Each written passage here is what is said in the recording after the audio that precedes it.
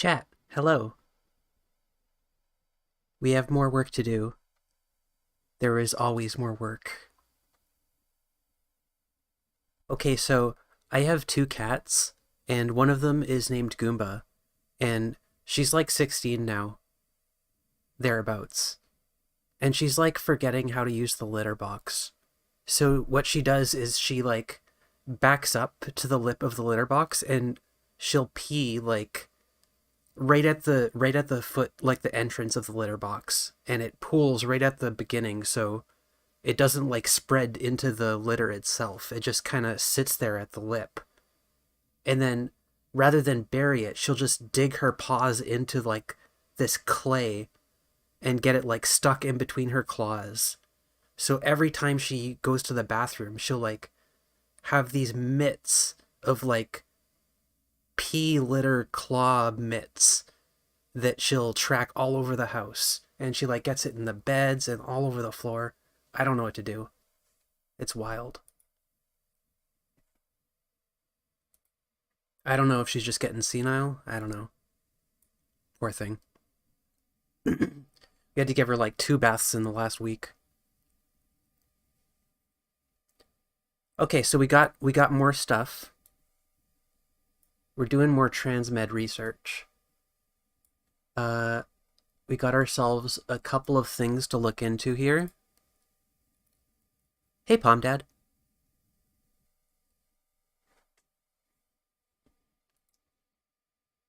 Okay, we got non-binary discrimination and harm. We're gonna look into trans acceptance over time by political demographic. I'm pretty sure we were looking at that, but I think I want to write that down, especially over time, if I can find that. We got this. I did this off stream, so we don't need that. That is up here.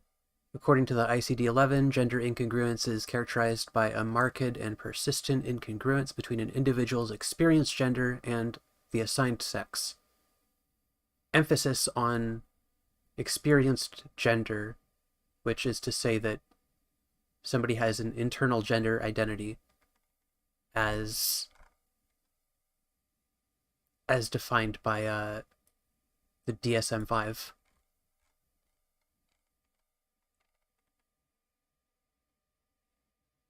So we got that done already. And then I don't know how far we'll get into this because this is a really huge undertaking. This might take a few days of work. But I want to look into the coverage of binary versus non-binary trans people in conservative media. And I think this is going to be a really big sticking point. The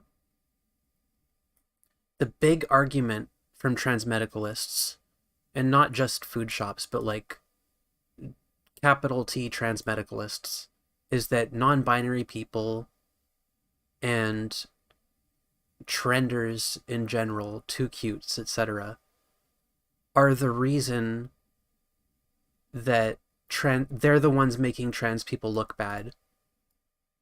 And they're the ammunition that conservatives are using to fearmonger about trans people.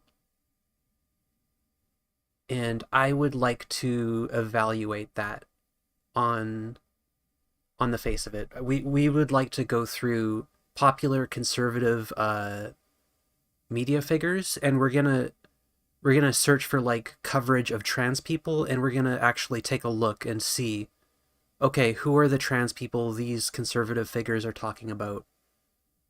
And is it actually, quote unquote, like blue hair, she, they, non-binary people, or is it like big mainstream trans people that they're concerned about? Because I have a feeling it's not what the transmedicalists say, but it would be really nice to get like something solid that we can actually put together and point at. And we got a book here that was mentioned in a video that I was listening to that I at least want to look at the summary of. Obviously, we're not going to read a book on stream. And then if we have time, we might expand our self-ID laws section but I don't know if we'll get to that today. Okay, let's get our music back.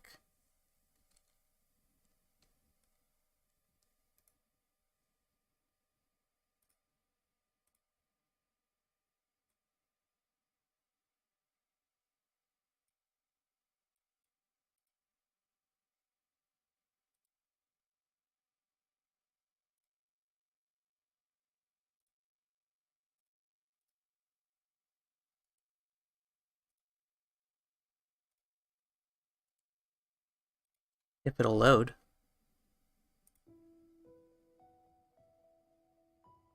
There we go.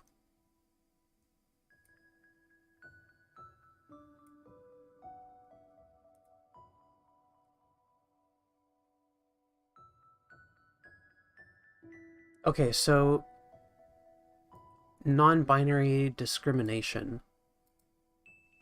I don't know if we're gonna find anything. I don't know if this is even something that's measured, but we can take a look.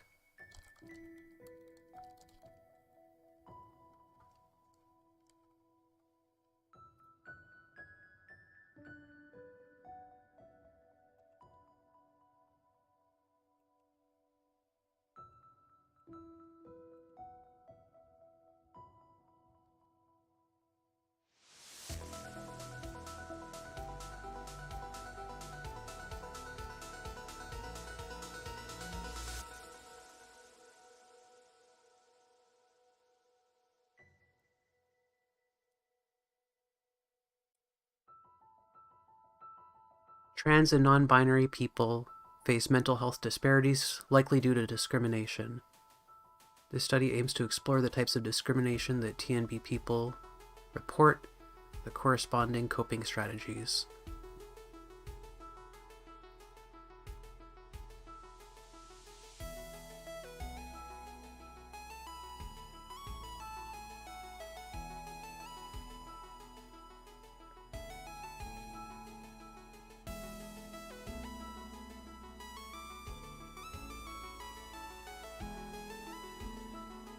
Is this one of those things where I have to pay to access it?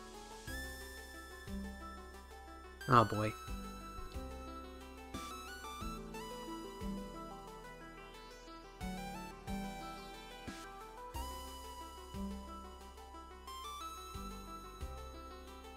Okay, here we go.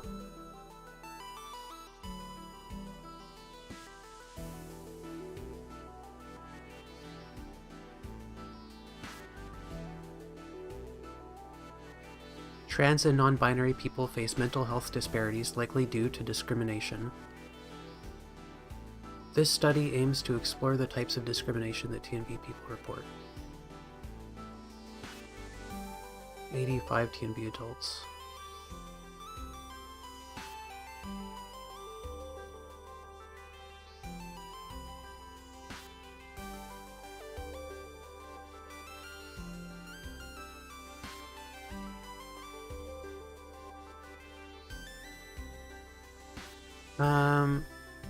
I'll keep this open, but I don't know if this is exactly what we want.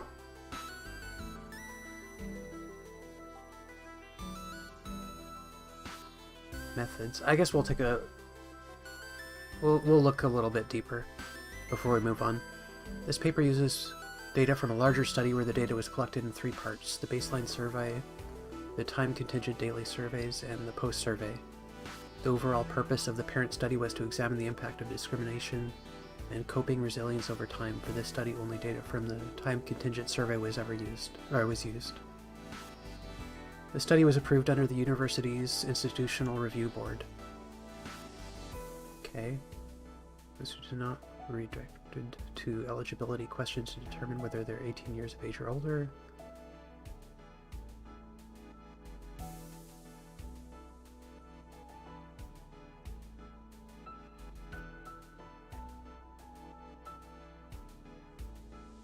I kind of want to find stuff that's just measuring non-binary discrimination. Although I don't know if I'm gonna find that. Or at least something that separates self-reporting non-binary from binary trans people.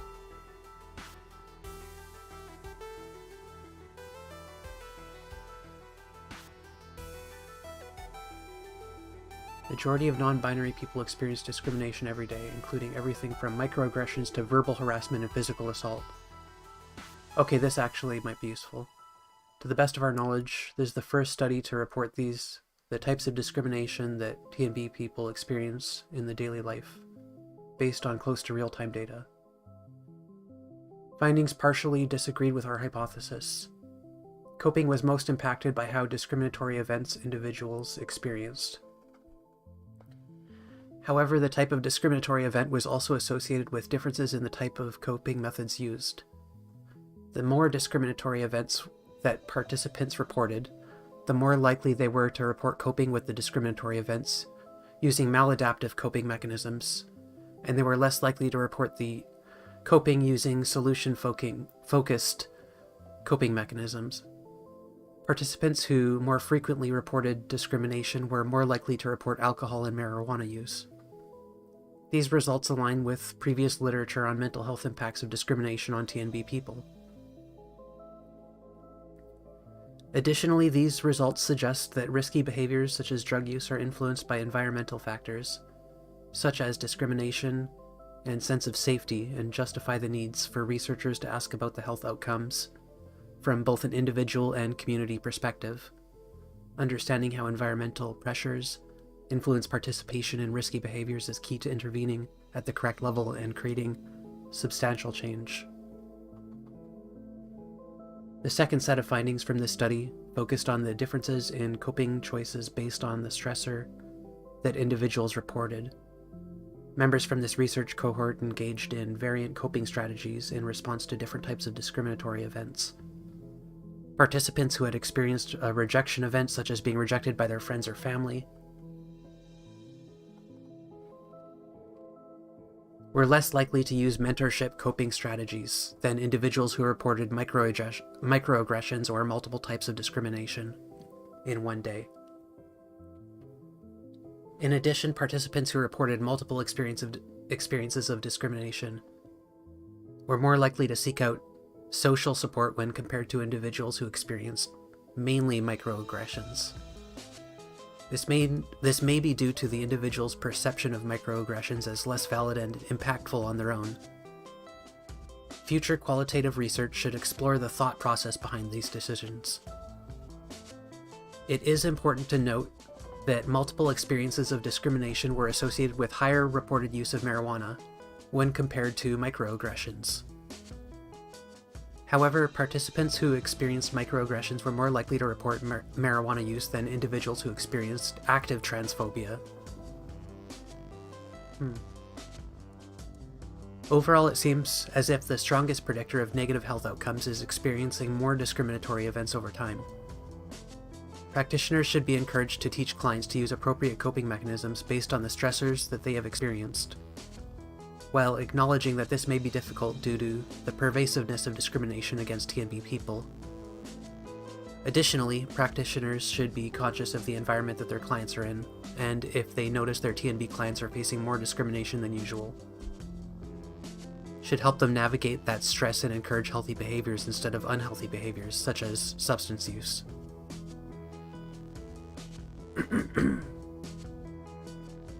One of the limitations of this study was the sample size. Yeah, I noticed that. That could be a problem with citing it in a debate.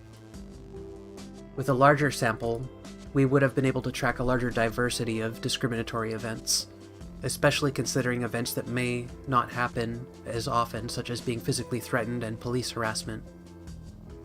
Additionally, collecting data for a longer period of time, for example 2 or 3 months, would help track less frequent events as well. Another limitation was the lack of diverse sample. While this sample was 25% people of color, researchers should aim for their participant pool to be around 50% trans and non-binary people of color, especially as TNPOC experience higher rates and more severe forms of discrimination when compared to their white counterparts. Our total sample size, and especially our TPOC sample, was too small to do any meaningful analysis on the role of race. Lastly, future analysis should explore this data from the scale of individual participants, rather than a cross-sectional sample of events. This study identified the types of discrimination that TNB people experienced and the frequency of discrimination. At the center of this study is the finding that TNB people experience, on average, over one discriminatory experience a day. We know that discrimination has a negative impact on the health of TNB people.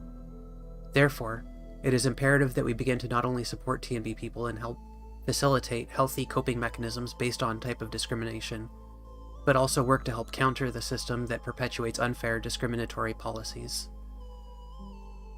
Future research should help to explore the role of race in discriminatory experiences of TNB people over a longer period of time. Conclusion, we must also acknowledge that TNB people face pervasive discrimination at an alarming rate. In our sample, people were more likely to experience multiple types of discrimination in one day rather than just one form of discrimination, such as only microaggression or only rejection. While trends have started to appear that illustrate how different forms of discrimination may impact how people cope, and this should be further researched to create effective interventions. Okay.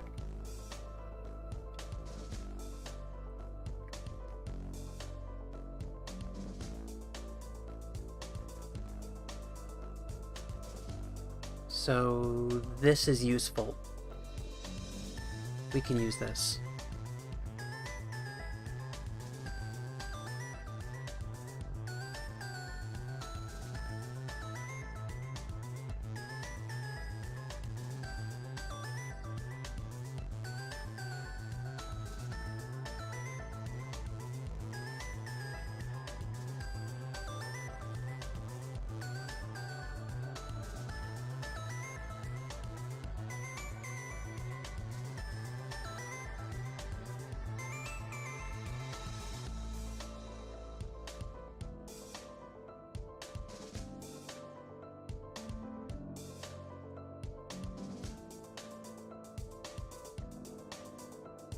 As usual, I'm gonna share the link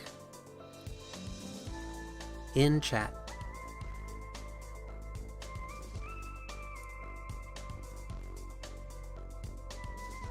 Oh, I have to actually open my chat up.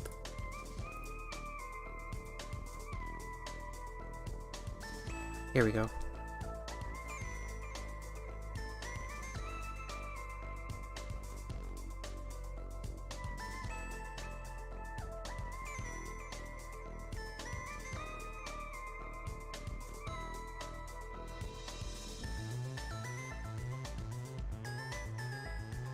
Okay, we're gonna keep digging, because that was a pretty small sample size.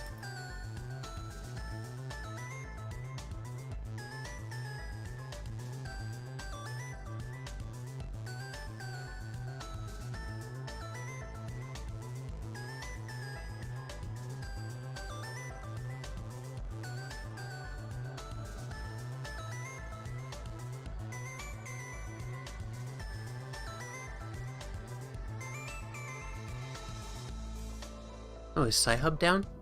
What's going on?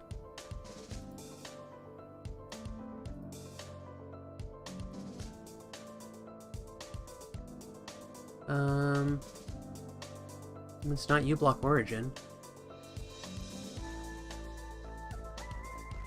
Oh no.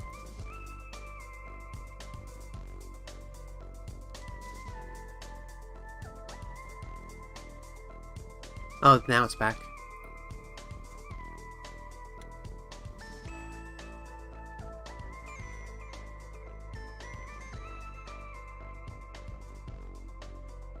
Is this the same thing?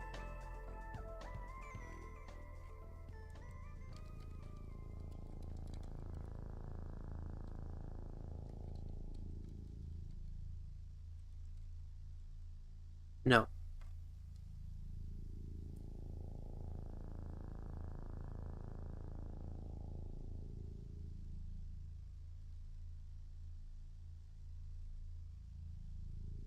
The purpose of the current study was to examine the relationships among discrimination, mental health, and body image in a national sample of transgender adults.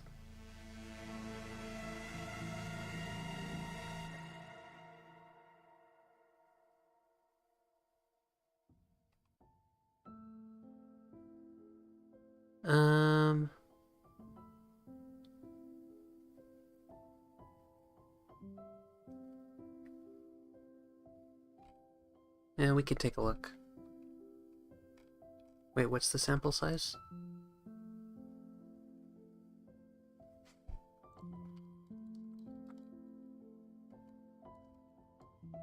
$78.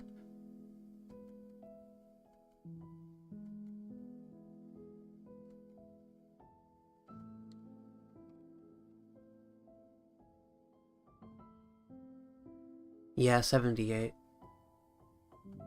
What was the other sample size? Was that like close to 78 as well?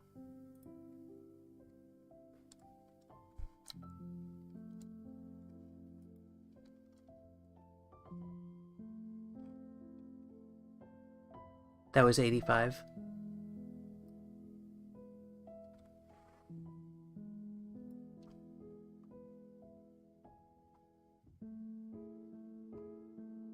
It's sad we can't get like more comprehensive research on this stuff.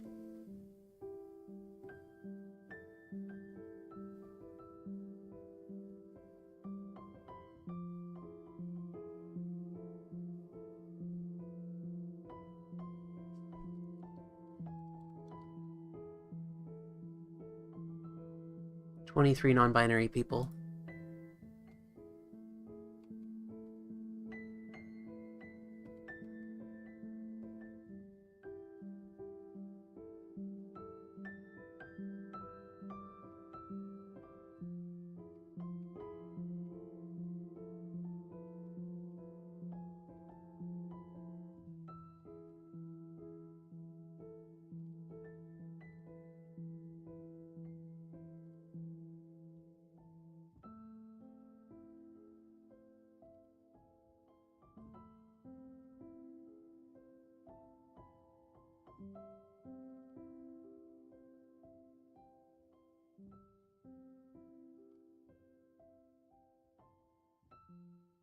So this is more looking at the impact of harassment and discrimination on like self-esteem and other negative health outcomes.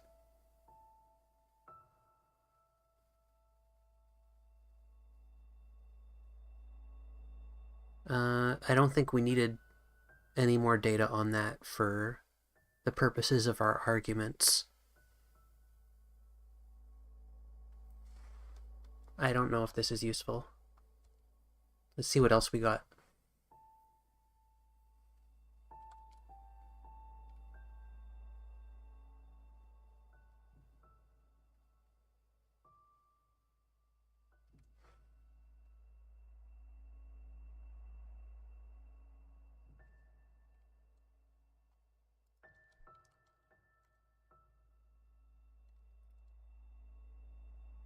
Dang.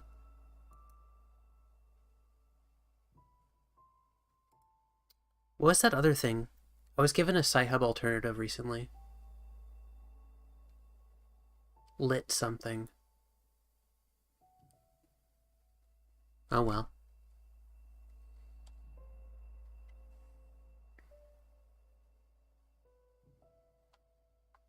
Okay, well at least we got something. We have a starting point. We can expand on it later and come back to it.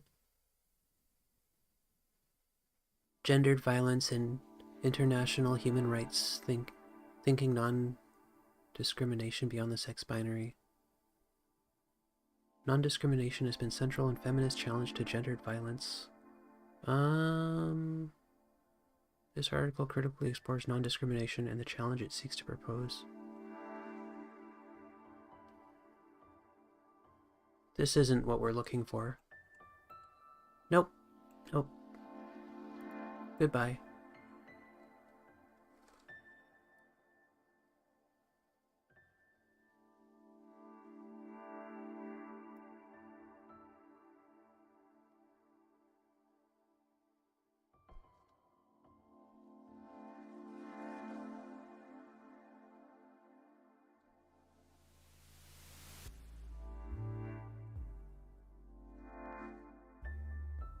Okay, trans acceptance over time by political demographic.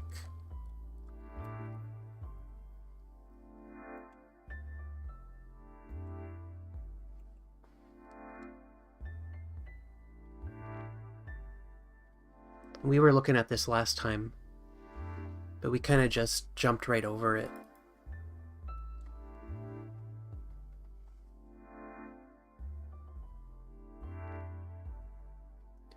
At a time when a rising share of US adults say they know someone who is transgender, there is no public consensus on whether greater social acceptance of transgender people is good or bad for society, according to a Pew Research Center survey conducted last July.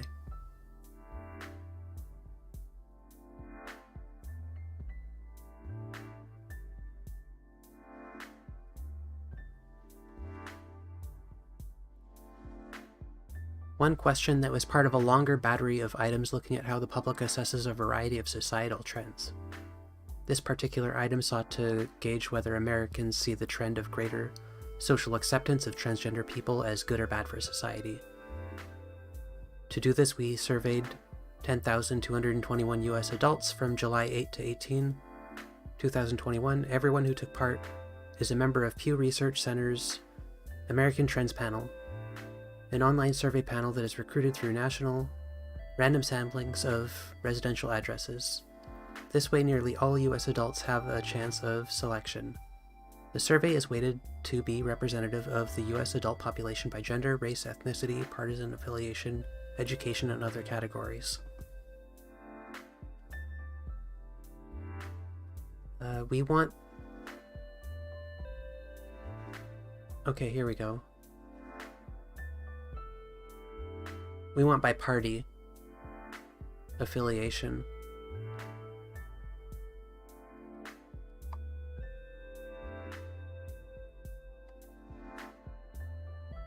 I'd like to see it over time too.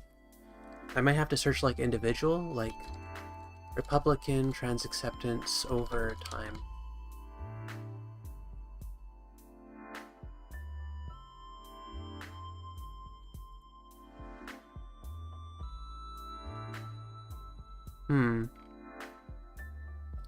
Would this be in... No, this wouldn't be in the Vosh research doc.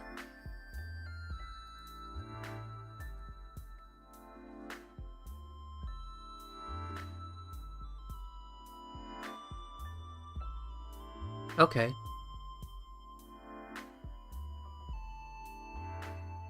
This is in the military. So that's,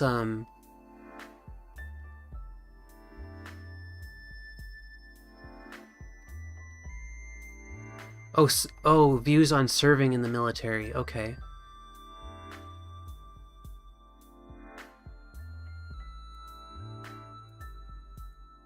Interesting.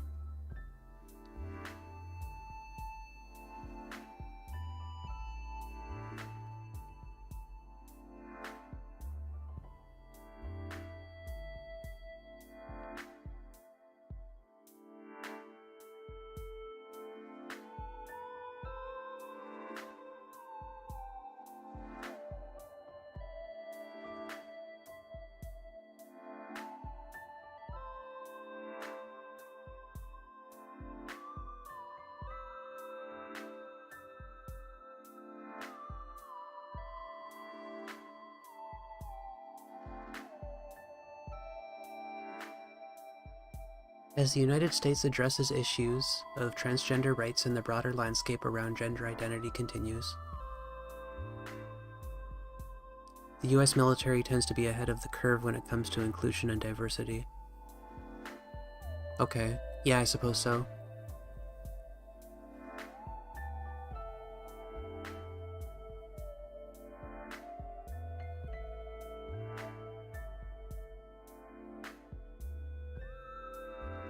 Roughly 8 in 10 US adults say there is at least some discrimination against transgender people in our society.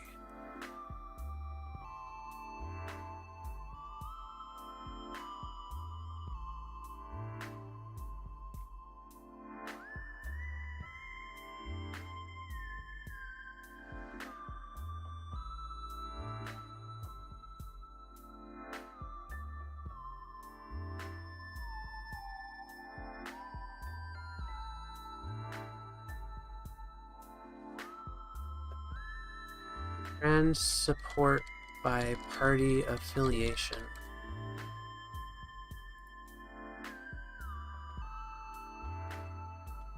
Okay, maybe we can...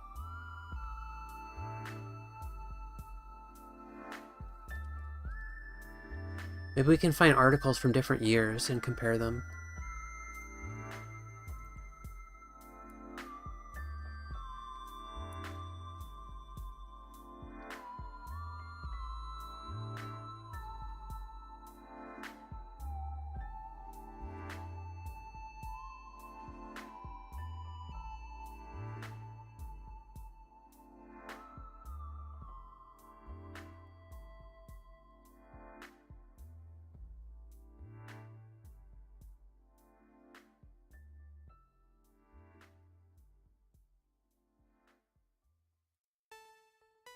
How far back does this go?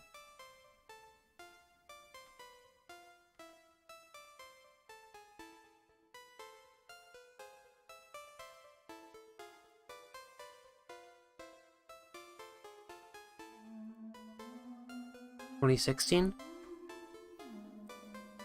Over the last few years, contentious public debates have emerged on issues involving religious liberty, traditional values, and civil rights for LGBT people, including whether wedding-related businesses should be required to provide their services to same-sex couples. God, I remember that discourse. Fucking wedding cake. Oh my god. Public restrooms. It's always the bathrooms. They did it with gay people, they did it with black people. Mike Pence and Tim Kaine could face questions about how these issues in the vice presidential debate tonight. Wild.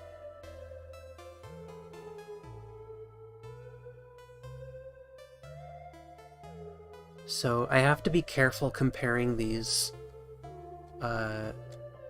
numbers because the questions might be phrased differently. So I have to be very careful with that. Yeah, it's always bathrooms.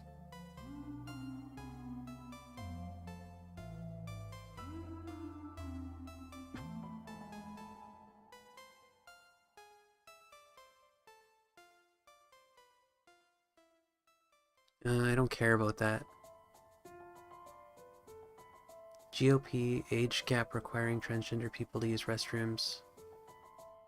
No, I don't want restroom data. I can't compare that to the other thing.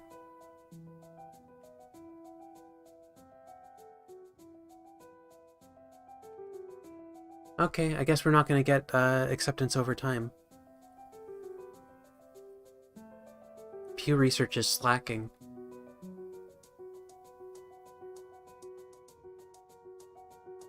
It's like such a hotly debated topic, and yet it's so... like nobody's... It's not being studied to the extent that it should be.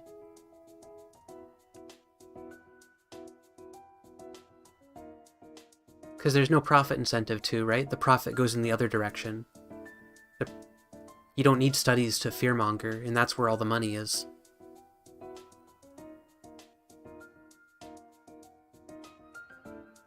It's because we live in capitalism. And we live in like an era where public funding for research like this is, you know, been pecked dry. Yeah, the data's all really recent.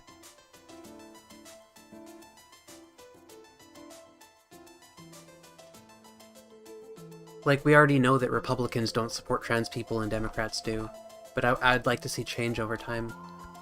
But we're not going to get that today. Okay. Look into coverage of non-binary people. So we're going to look at this first because I think this is just a brief detour. I just want to know what this is.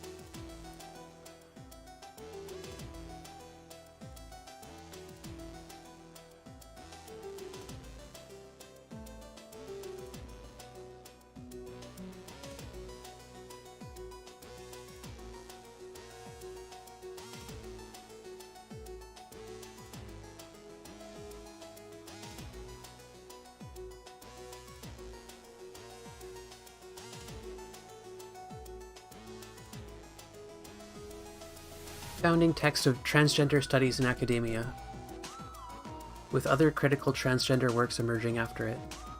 The essay examines how transgender women have historically been viewed, studied, and treated by the Western medical establishment. In the essay, Stone critiques medical research and theory that deem transgender individuals too illogical or damaged to represent themselves, as well as the institution of passing and its role in the reproduction of binary gender and sexist norms. Stone argues that these societal phenomena have precluded transgender individuals from participating in their own discourse, and bear negative psychic, social, and political consequences. In response, she proposes the formation of a counter-discourse that disrupts binary understandings of gender, thereby allowing transgender individuals to speak as transgender subjects. That sounds really interesting. I really want to read that.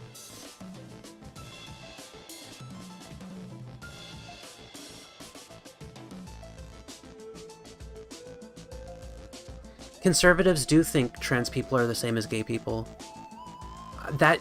So like back in the early 1900s, that was like the prevailing theory, was that being trans was just a more extreme version of being gay. Like a trans woman was just a gay man, like the next evolution of a gay man. They were just a confused gay guy who was... Basically, that's it. Like, they were just a confused gay guy.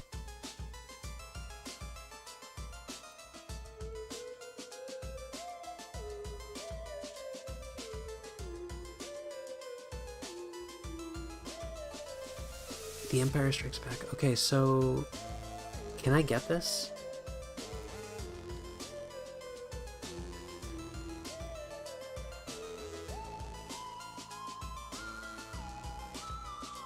Oh, is this like freely available? Oh, it's short.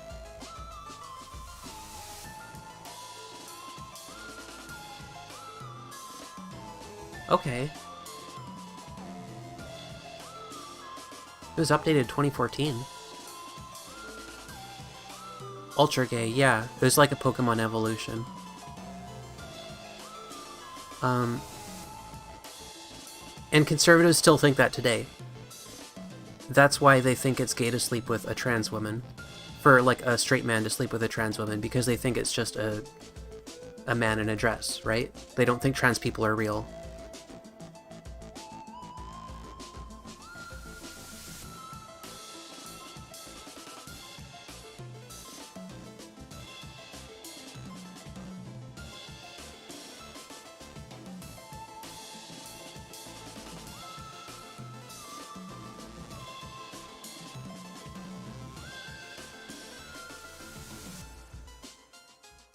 You must give appropriate credit, provide a link, and indicate if changes were made. Yeah. Okay, we're gonna read this. Wait, how long is it?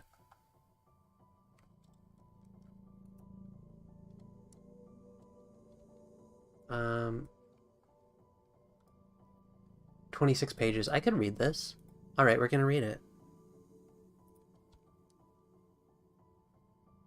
So, I'm gonna share the link in chat, because that appears to be part of the conditions. The credit is Sandy Stone, Advanced Communication Technologies Laboratory, Department of Radio, Television, and Film of the University of Texas at Austin. Original copyright 1987 by Sandy Stone.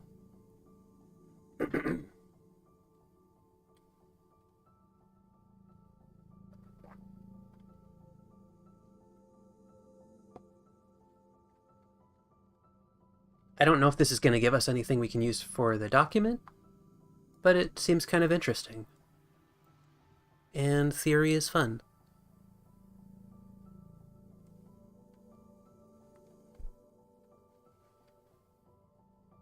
Frogs into Princesses. The verdant hills of Casablanca look down on the homes and shops, jammed into chock-a-block against narrow, twisted streets, filled with the odors of spices and dung.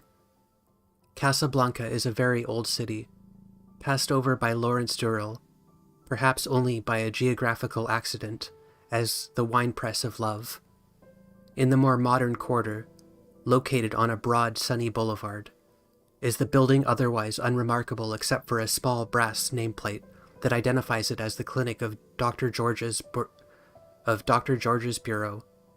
It is predominantly devoted to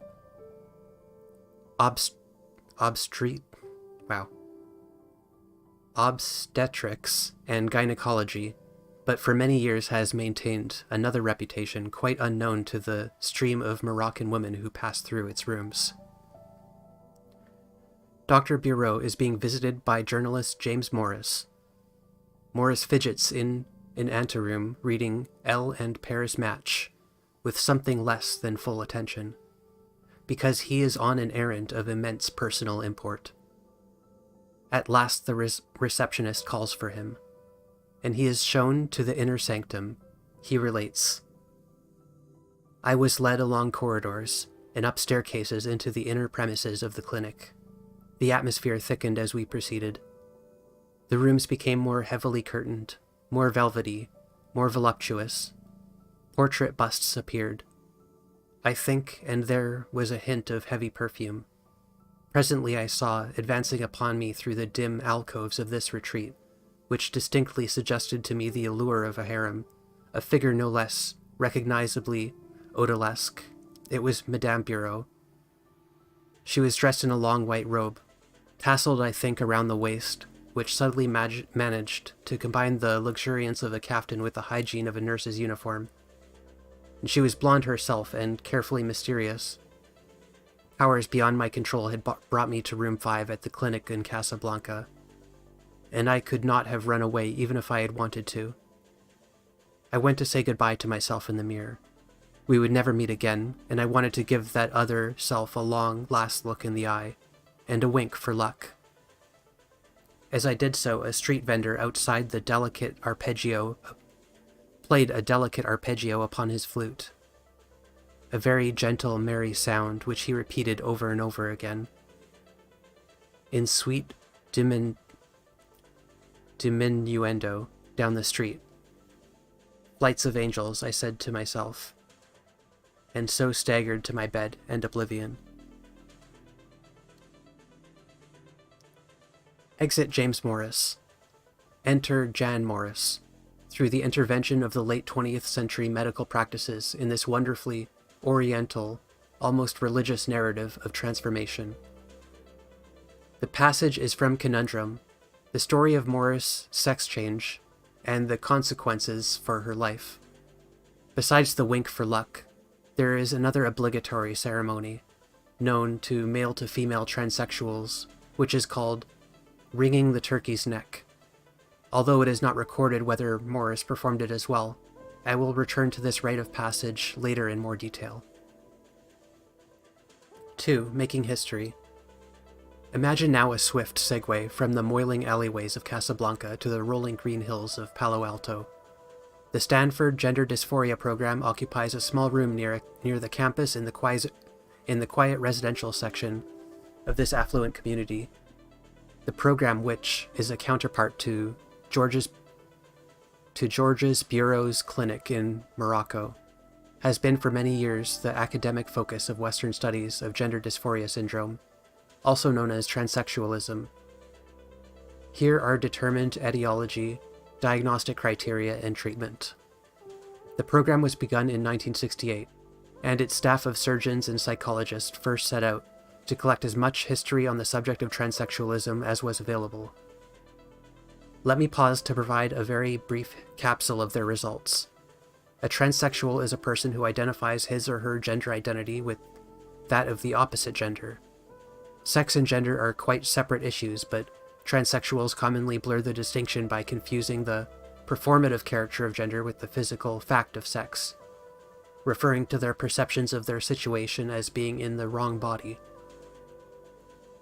Although the term transsexual is of recent origin, the phenomenon is not. The earliest mention of something which we can recognize as ex post facto as transsexualism in light of current diagnostic criteria was of the Assyrian king Sardanapalus, who was reported to have dressed in women's clothing and spun with his wives. Later instances of something very like transsexualism were reported by Philo of Judea. During the Roman Empire, in the 18th century, Chevalier d'Eon, who lived for 39 years in the female role, was a rival of Madame Pompadour for the attention of Louis XV.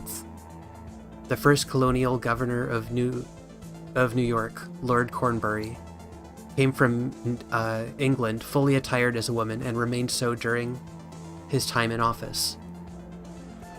Transsexualism was not accorded the status of an official disorder until 1980, when it was first listed in the American Psychiatric Association Diagnostic and Statistical Manual. As Mary Mel points out, this is something of a Pyrrhic victory. Prior to 1980, much work had already been done in an attempt to define criteria for differential diagnosis.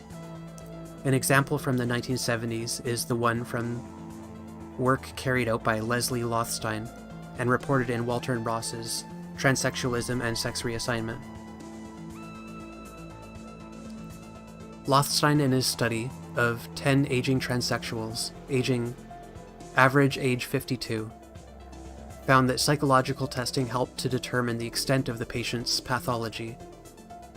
He concluded that transsexuals as a class were depressed, isolated, withdrawn, schizoid individuals with profound dependency conflicts.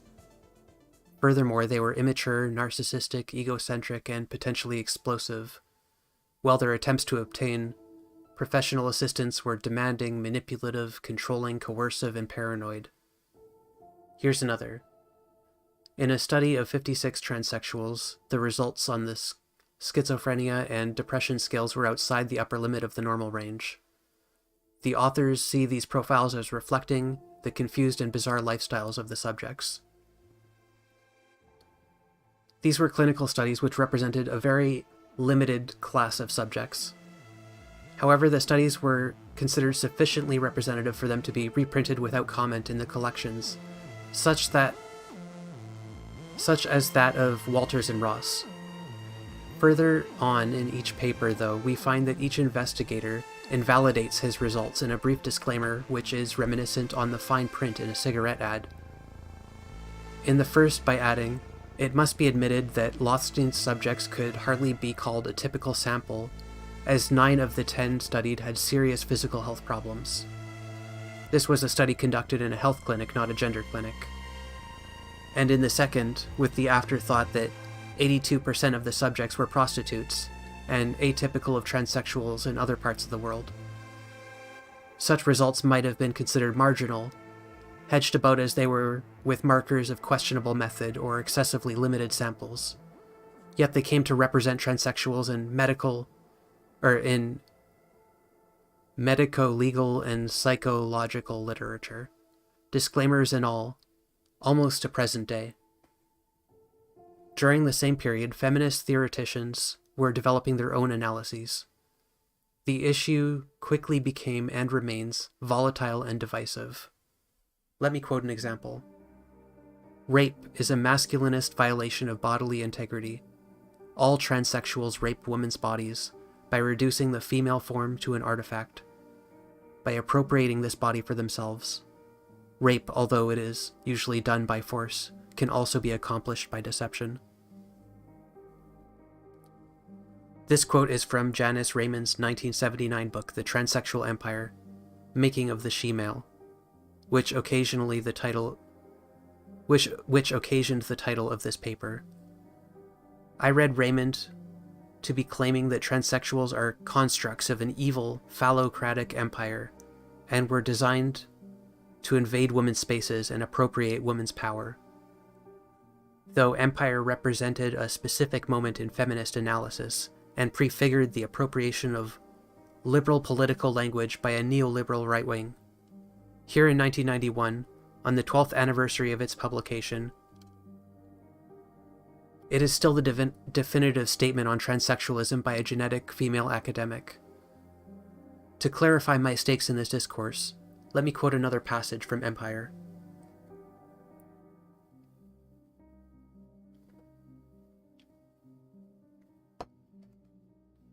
Masculine behavior is notably obtrusive.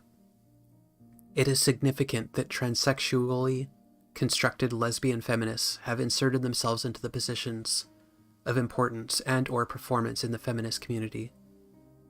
Sandy Stone, the transsexual engineer with Olivia Records, an all-woman recording company, illustrates this well. Stone is not only crucial to the Olivia enterprise, but plays a very dominant role there.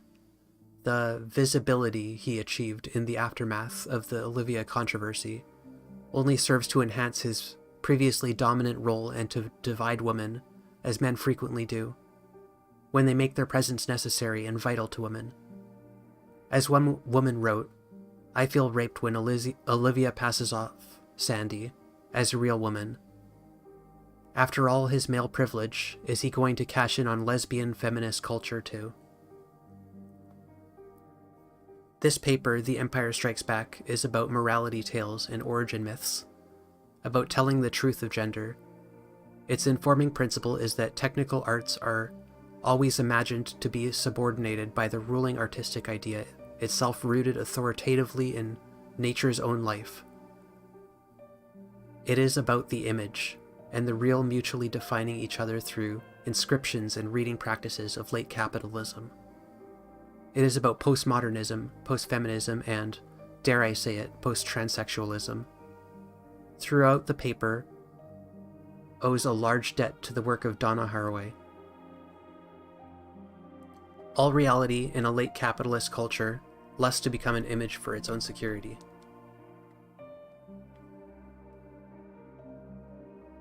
Let's turn to accounts by the transsexuals themselves. During this period, virtually all of the published accounts were written by male to females. I want to briefly consider 4 autobiographical accounts of male to female transsexuals to see what we can learn about what they think they are doing.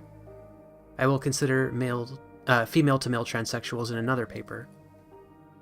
The earliest partially autobiographical account in existence is that Lily Elb, in Neil Hoyer's book Man to Woman, 1933, the first fully autobiographical book was the paperback I Changed My Sex. Not exactly a quiet, contemplative title. Written by the striptease artist Hetty Jo Starr in the mid-1950s. Christine Jorgensen, who underwent surgery in the early 1950s and is arguably the best known of the recent transsexuals, did not publish her autobiography until 1967. Instead, Starr's book rode the wave of publicity surrounding Jorgensen's surgery. In 1974, Conundrum was published, written by the popular English journalist Jan Morris. In 1977, there was Canary by musician and performer Canary Khan. In addition, many transsexuals keep something they call by the argot term OTF, the obligatory transsexual file. This usually contains newspaper articles and forbidden diary entries about inappropriate gender behavior. Transsexuals also collect autobiographical literature. According to the Stanford Gender Dysphoria Program, the medical clinics do not, because they consider autobiographical accounts to be thoroughly unreliable. Because of this, and since a fair percentage of the literature is invisible to many library systems, these personal collections are the only source for some of this information. I am fortunate to have a few of them at my disposal. What sort of subject is constituted in these texts? Hoyer, representing Jacobson, representing Elb, who is representing Wagner, who is representing Spar, writes, "A single glance of this man had deprived her of all her strength. She felt as if her whole personality had been crushed by him. With a single glance he had extinguished it. Something in her rebelled. She felt like a schoolgirl who had received short shrift from an idolized teacher. She was conscious of a peculiar weakness in all her members. It was the first time her woman's heart had trembled before her lord and master, before the man who had constituted himself her protector, and she understood why she then submitted so utterly to him and his will." We can put to this fragment all of the usual questions. Not by whom, but for whom was Lily Elbe constructed? Under whose gaze did her text fall? And consequently, what stories appear and disappear in this kind of seduction? Oh, hold on, chat. I'll be right back.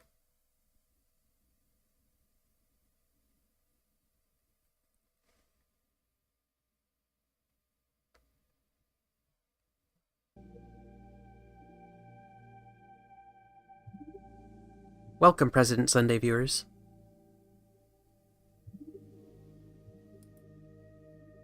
We are currently reading the Empire, hold on.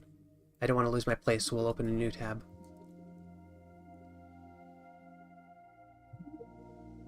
No, I'm here. Squid Gang. Empire Strikes Back, a post-transsexual manifesto. This is, queer literature from the 1980s. We can take a quick look at the summary before we jump back in. We're doing a theory stream.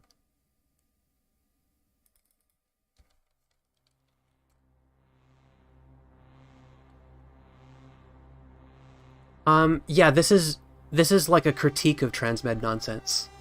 It is not itself transmed nonsense, although it's using outdated terminology because it's from the 80s. Stone's essay is considered to be the founding text of transgender studies in academia, with other critical transgender works emerging after it. The essay examines how transgender women have historically been viewed, studied, and treated by the Western medical establishment.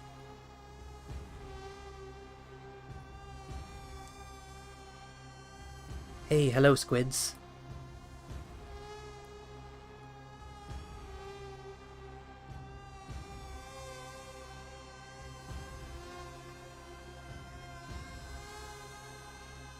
This is a safe space for all sea creatures. And yeah, this stream is brought to you by Raid Shadow Legends.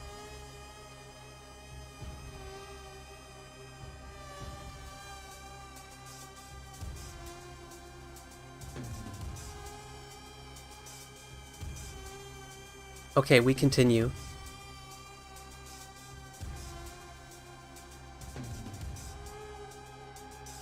We can put this fragment of all the usual questions. Not by whom, but for whom was Lily Elbe constructed? Under whose gaze did her text fall? And consequently, what stories appear and disappear in this kind of seduction? It may come as no surprise that all of the accounts I will relate here are similar in their description of woman as male fetish, as replicating a socially enforced role, or as constituted by performative gender. Lily Elbe faints at the sight of blood. Jan Morris, a world-class journalist who has been around the block a few times, still describes her sense of herself in relation to makeup and dress, of being on display, and is pleased when men open doors for her. I feel small and neat. I am not small, in fact, and not terribly neat either, but femininity conspires to make me feel so. My blouse and skirt are light, bright, crisp. My shoes make my feet look more delicate than they are, besides giving me a suggestion of vulnerability that I rather like. My red and white bangles give me a racy feel. My bag matches my shoes and makes me feel well organized. When I walk out into the street, I feel consciously ready for the world's appraisal, in a way that I never felt as a man. Hetty Joestar was a professional stripper, says in I Changed My Sex, I wanted the sensual feel of lingerie against my skin. I wanted to brighten my face with cosmetics. I wanted a strong man to protect me. Here in 1991, I have also encountered a few men who are brave enough to echo this sentiment for themselves. But in 1955, it was a proprietary feminine position. Besides the obvious complicity of these accounts in a Western white male definition of performative gender, the authors also reinforce a binary opposition mode of gender identification. They go from being unambiguous men, albeit unhappy men, to unambiguous women. There is no territory in between. Further, each constructs a specific narrative moment when their personal sexual identification changes from male to female. This moment is the moment of their neocolporaphy, that is, of gender reassignment or sex change surgery. Jan Morris, on the night preceding surgery, wrote, "I went to say goodbye to myself in the mirror. We would never meet again, and I wanted to give that other self a last wink for luck." Canary Khan writes, "I am not a muchacho. I am a muchacho now, a girl." Hetty Joestar writes, "In the instant I awoke from the anesthetic, I realized I had finally become a woman." Even Lily Elb, whose text is secondhand, used the same terms.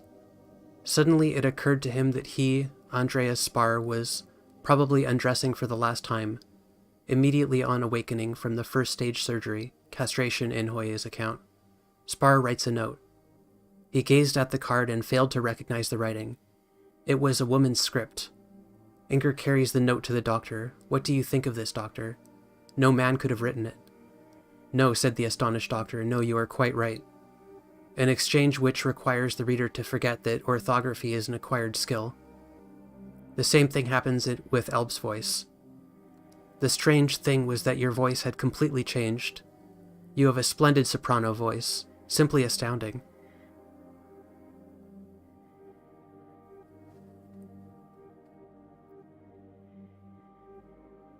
I just lost my place.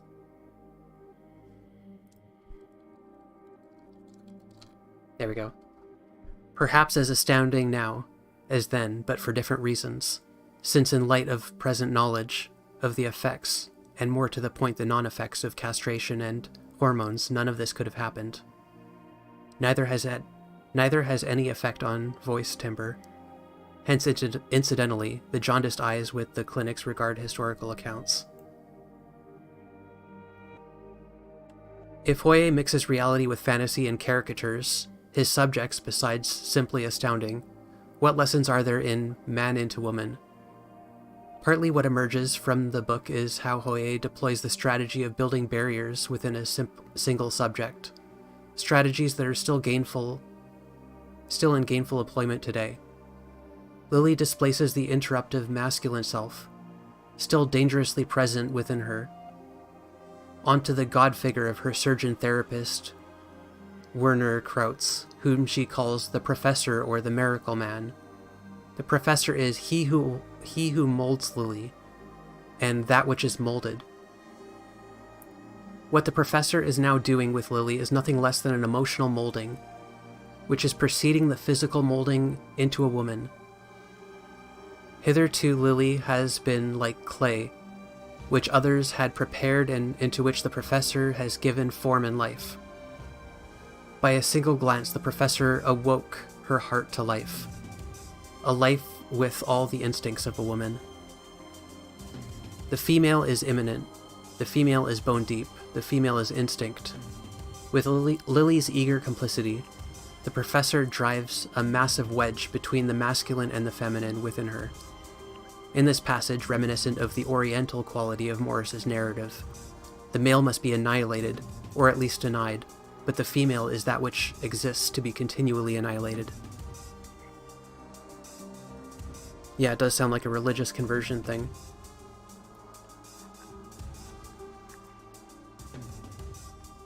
It seemed to her as if she no longer had any responsibility for herself, for her fate.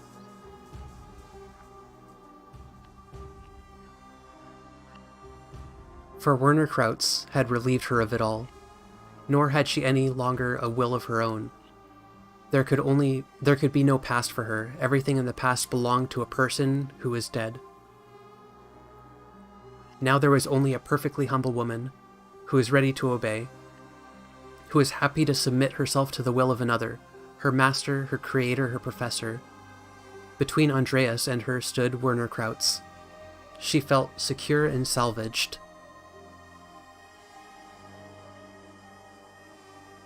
Yeah, this text is This text is critiquing these accounts and the past approach prior to like the 80s of the medical perspective towards trans people.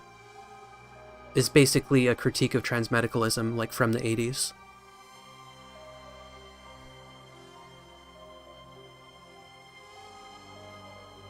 Hoye has the same problems with purity and denial of mixture that reoccur in many transsexual autobiographical narratives. The characters in his narrative exist in an historical period of enormous sexual repression. How is one to maintain the divide between the male self, whose proper object of desire is woman, and the female self, whose proper object of desire is man? As a man, you have always seemed to me unquestionably healthy. I have indeed seen with my own eyes that you attract women, and that is the clearest proof that you are a genuine fellow. He paused and then placed his hand on Andrea's shoulder. You won't take it amiss if I ask you a frank question. Have you at any time been interested in your own kind? You know what I mean. Andreas shook his head calmly. My word on it, Niels. Never in my life. And I can add that those kinds of creatures have never shown any interest in me. Good, Andreas. That's just what I thought. Hoye must separate the subjectivity of Andreas, who has never felt anything for men, and Lily, who, in the course of the narrative, wants to marry one. This salvaging procedure makes the world safe for Lily by erecting and maintaining an impenetrable barrier between her and Andreas. Reinforced again and again, in such ways as two different handwriting styles and different voices. The force of an imperative, a natural state towards which all things tend to deny the potentialities of mixture, acts to preserve pure gender identity. At the dawn of the Nazi-led love affair with purity, no creatures will tempt Andreas into transgressing boundaries with his own kind. I will honestly and plainly confess to you, Niels, that I've always been attracted to women, and day to day as much as ever, a most banal confession. Yeah, Andreas would be Lily's dead name. And we don't know how much of this is fiction, or like how much of this account is just being made up whole cloth. As far as I understand.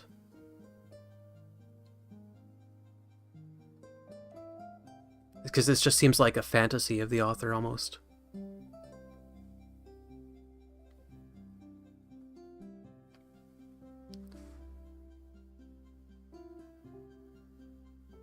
Where were we?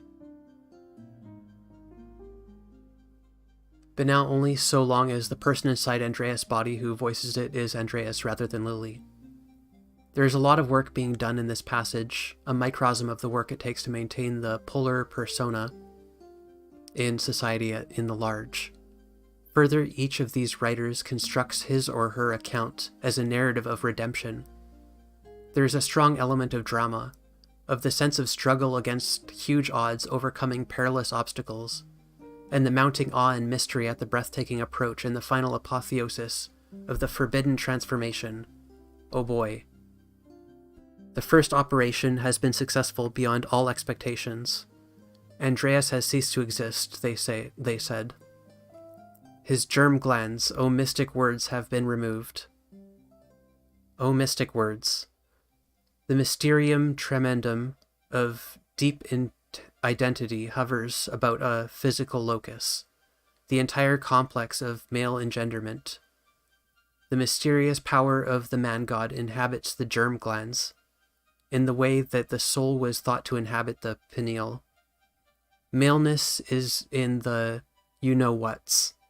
For that matter, so is the ontology of the subject, and therefore Hoye can demonstrate in the coarsest way that femaleness is lack. The operation which has been performed here, that is, castration, enables me to enter the clinic for women, exclusively for women.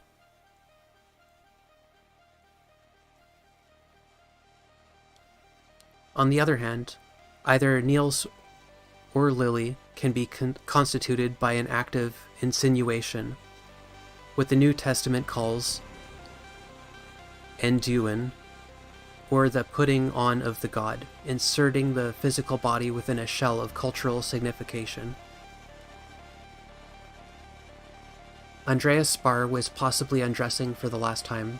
For a lifetime, these coverings of coat and waistcoat and trousers had enclosed him. It is now Lily who is writing to you.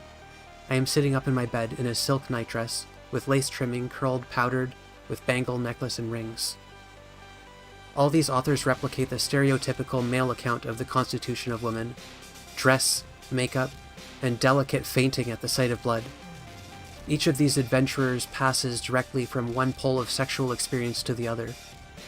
If there is any intervening space in the continuum of sexuality, it is invisible, and nobody ever mentions wringing the turkey's neck. No wonder feminist theorists have been suspicious. Hell, I'm suspicious.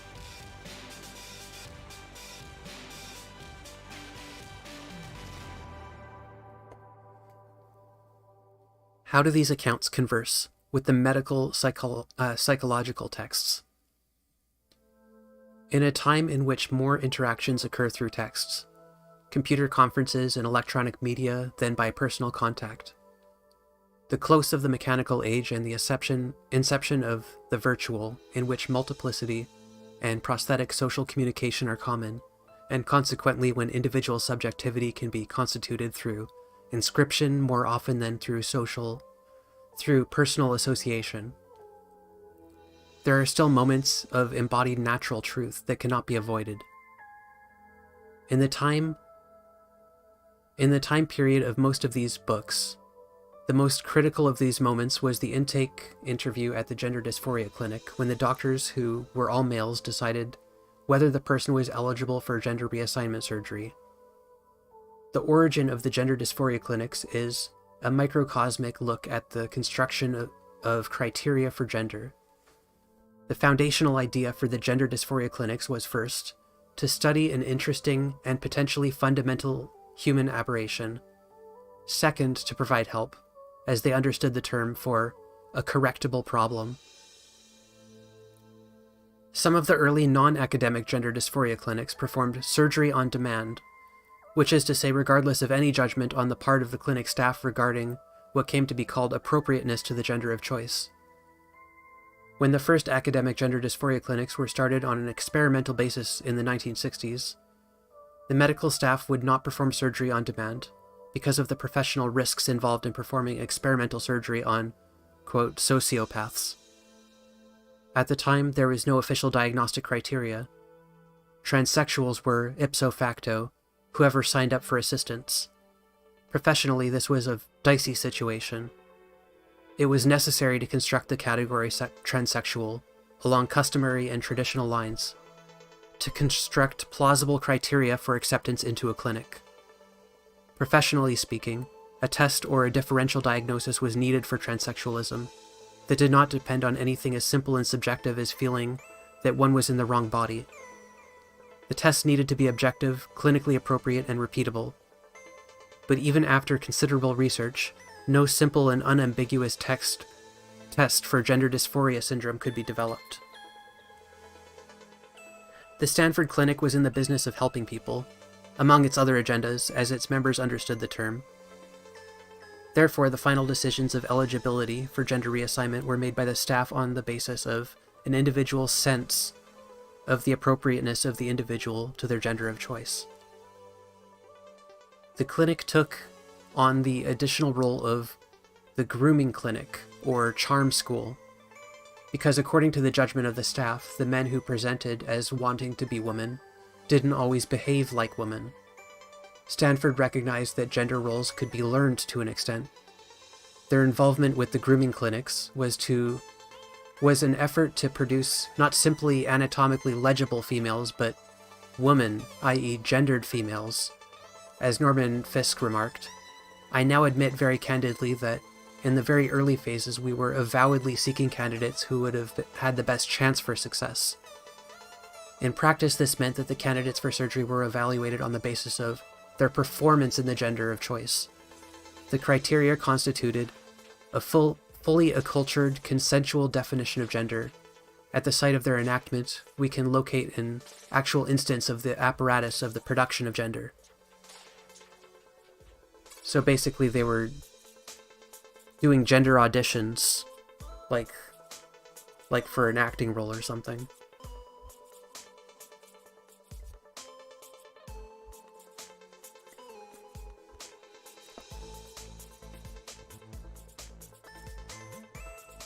Yeah, I hate this too.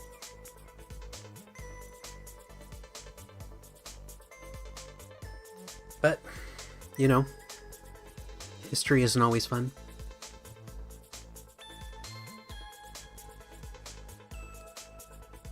This raises several sticky questions. The chief two being, who is telling the story for whom? And how do the storytellers differentiate between the story they tell and the story they hear? One answer is they differentiate with great difficulty. The criteria which researchers developed and then applied were defined recursively through a series of interactions with the candidates. The scenario worked this way. Initially, the only textbook on the subject of transsexualism was Harry Benjamin's definitive work, The Transsexual Phenomenon. Note that Benjamin's book actually postdates I Changed My Sex by about 10 years. When the first clinics were constituted, Benjamin's book was the researcher's standard reference. And when the first transsexuals were evaluated for their suitability for surgery, their behavior matched up gratifyingly with Benjamin's criteria. The researchers produced papers which reported on this and which were used as a basis for funding. It took a surprisingly long time, several years, for the researchers to realize that the reason the candidates' behavioral profiles matched Benjamin's so well was that the candidates too had read Benjamin's book, which was passed from hand to hand within the transsexual community, and they were only too happy to provide the behavior that led to the acceptance for surgery. This sort of careful repositioning created interesting problems. Among them was the determination of the possible range of expressions of physical sexuality. This was a large gray area in the candidates' self-presentations because Benjamin's subjects did not talk about any erotic sense of their own bodies. Consequently, nobody else who came to the clinics did either. By textual authority, physical men who lived as women and who identified themselves as transsexuals, as opposed to male transvestites for whom erotic penile sensation was permissible, could not experience penile pleasure. Into the 1980s, there was not a single preoperative male-to-female transsexual for whom data was available who experienced genital sexual pleasure while living in the gender of choice. The prohibition continued to be post-operatively in interesting transmuted form, and remained so absolute that no post-operative transsexual would admit to experience transsexual pleasure through masturbation either. Full membership into the assigned gender was conferred by orgasm, real or faked, accomplished through the heterosexual penetration.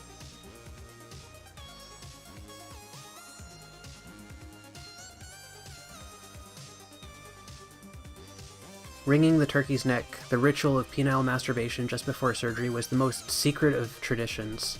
To acknowledge so natural a desire would be to risk crash landing, that is, role inappropriateness, leading to disqualification. Literally not allowed to experience sexual pleasure, because at risk of being considered like an autogynephile.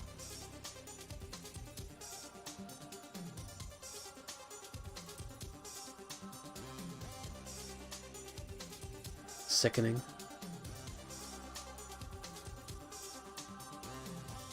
It was necessary to retrench the two groups. On one hand, the researchers, and on the other hand, the transsexuals, were pursuing separate ends.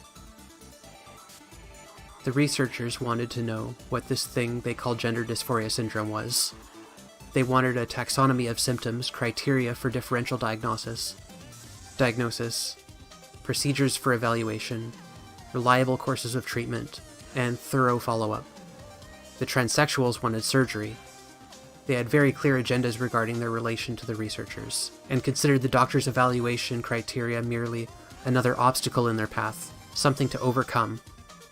In this, they unambiguously expressed Benjamin's original criterion in its simplest form, the sense of being in the wrong body. This seems a recipe for an uneasy, adversarial relationship, and it was. It continues to be, although with the passage of time there has been considerable dialogue between the two camps. Partly, this has been made possible by the realization among the medical and psychological community that the expected criteria for differential diagnosis did not emerge. Consider this excerpt from a paper by Mary Mell written in 1986. There is no mental nor psychological test which successfully differentiates the transsexual from the so-called normal population. There is no more psychopathology in the transsexual population than in the population at large. Although the societal response to the transsexual does pose some insurmountable problems, the psychodynamic history of transsexuals do not yield any consistent differentiation characteristics from the rest of the population. These two accounts, Mell's statement and that of Lothstein, in which he found transsexuals to be depressed, schizoid, manipulative, controlling, and paranoid, coexist within a span of less than 10 years. Estelle says, "Oh yeah, that's the problem when you look at the phenomenon from this perspective. You have hacks who write on things when they have a very naive idea. They're treated with the authority on that subject to gatekeep treatment. Some people adopt the injustice to get the outcome they want." Yeah.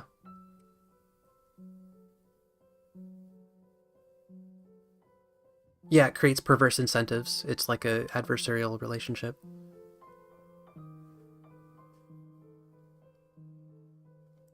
With the achievement of a diagnostic category in 1980, one which after years of research did not involve much more than the original sense of being in the wrong body, and consequent acceptance by the body police, i.e. the medical establishment, clinically good histories now exist of transsexuals in areas as widely dispersed as Australia, Sweden, Czechoslovakia,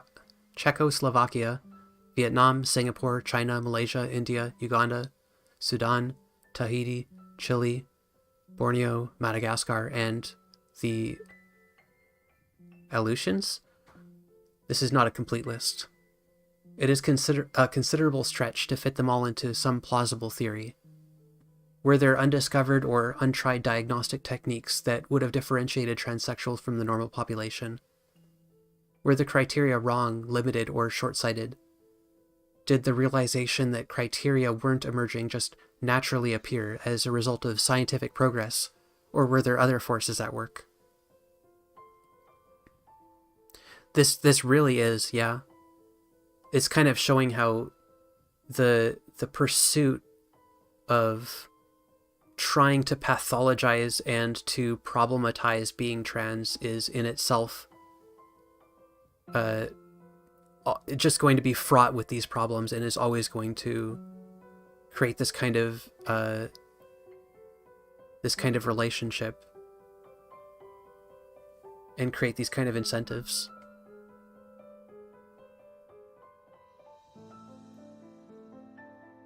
Such a banquet of data creates its own problems. Concomitant with the dubious achievement of a diagnostic category is the inevitable blurring of boundaries, as a vast heteroglossic account of difference, heretofore invisible to the legitimate professions, suddenly achieves canonization and simultaneously becomes homogenized to satisfy the constraints of the category. Suddenly the old morality tale of truth and gender, told by a kindly white patriarch in New York in 1966, becomes pan-cultural in the 1980s. Emergent polyvocalities of lived experience, never represented in the discourse, but present at least in potential, disappear. The Berdache and the stripper, the Tweety housewife and the Mujurado, the Mahou and the rock star are still the same story after all, if only we try hard enough. 3. Whose story is this anyway? I wish to point out the broad similarities in which this peculiar juxtaposition suggests to aspects of colonial discourse with which we may be familiar.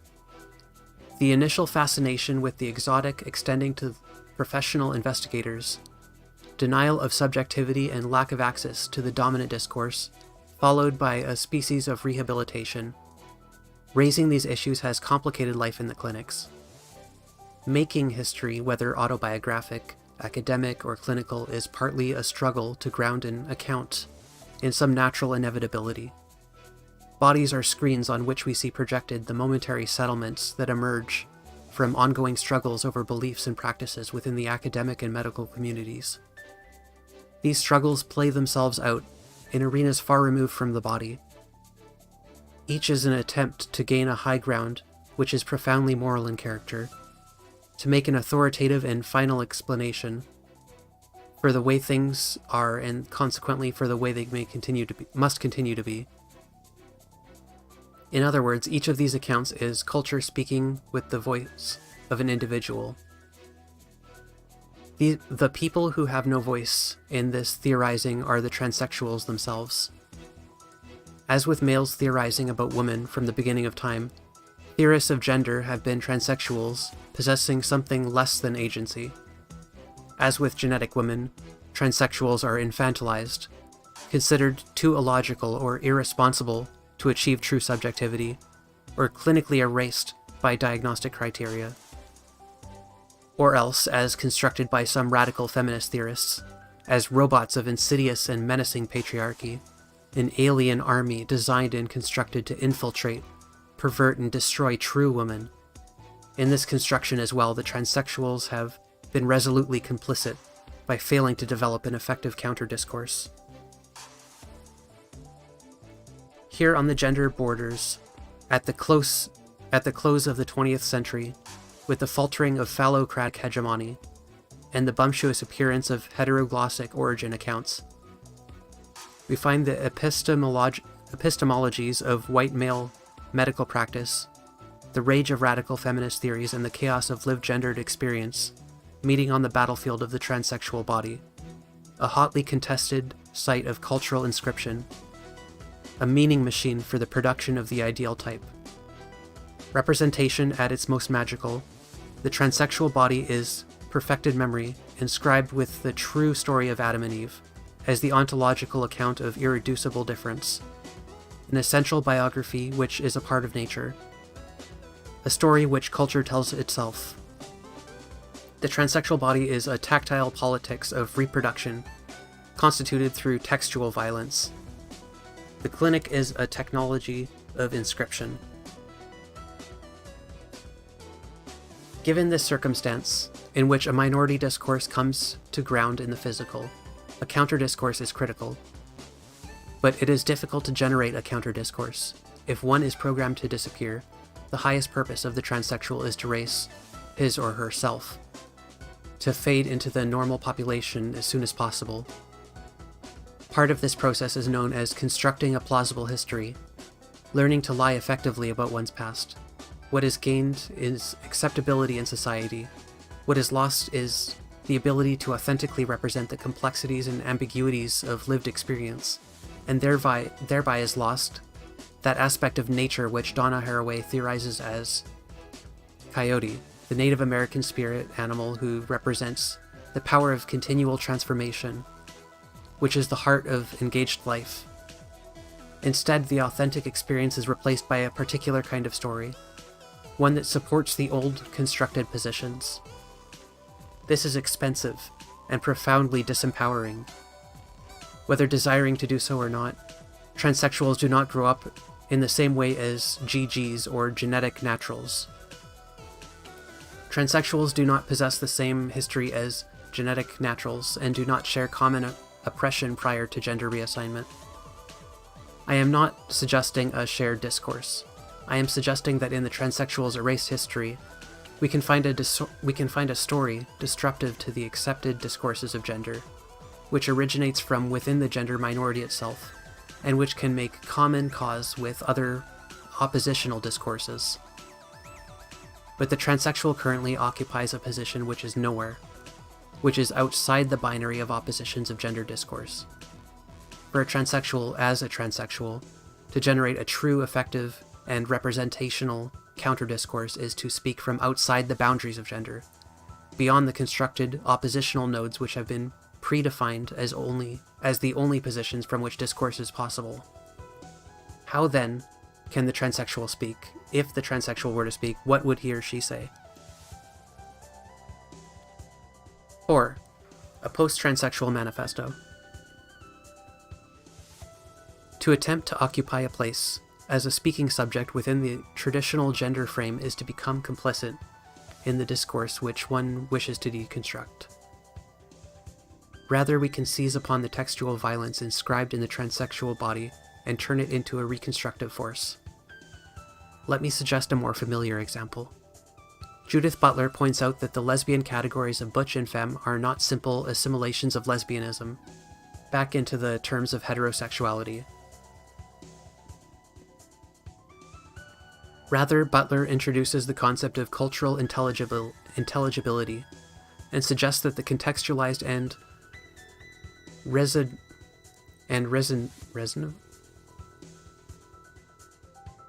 resinified. I'm like having a brain fart on that word.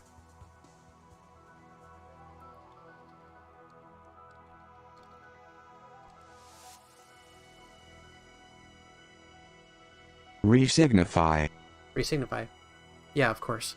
Resignified masculinity of the butch seen against a culturally intelligible object of desire. She points out that this way of thinking about gendered objects of desire emits of much greater complexity than that of the example suggests.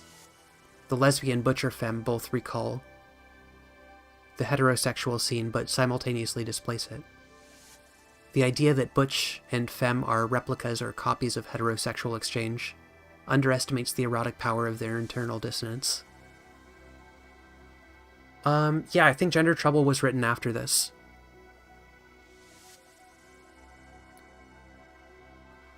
In the case of the transsexual, the varieties of performative gender seen against a culturally intelligible and gendered body, which is itself a medically constituted textual violence, generate new and unpredictable dissonances, which implicate entire spectra of desire. In the transsexual as text, we may find the potential to map the refigured body into a conventional gender discourse and thereby disrupt it, to take advantage of the dissonances created by such a juxtaposition to fragment and reconstitute the elements of gender into new and unexpected geometries. I suggest we start by taking Raymond's accusation that transsexuals divide women beyond itself, and turn it into a productive force to multiplicatively divide the old binary discourses of gender, as well as Raymond's old monistic discourse. Yeah, we could... I do want to take a look at Gender Trouble. I'm not... How long is Gender Trouble?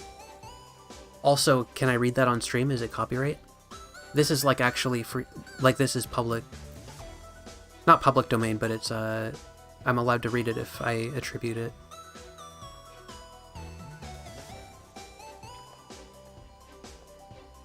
I don't want to like read something that's not freely available.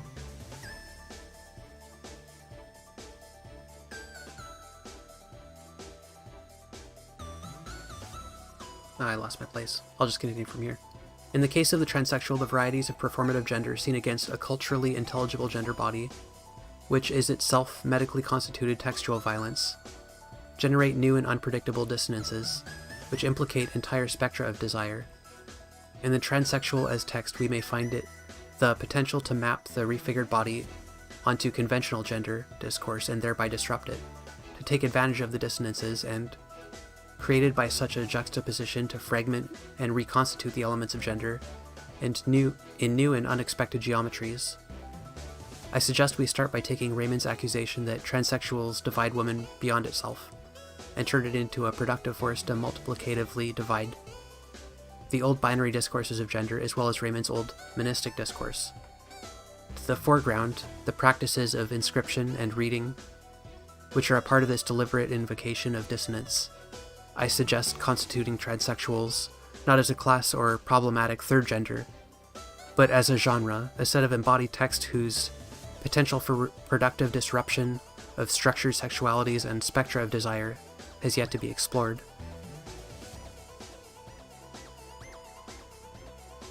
Okay, I'll look into it if I can cover gender trouble on stream. That might be fun to do.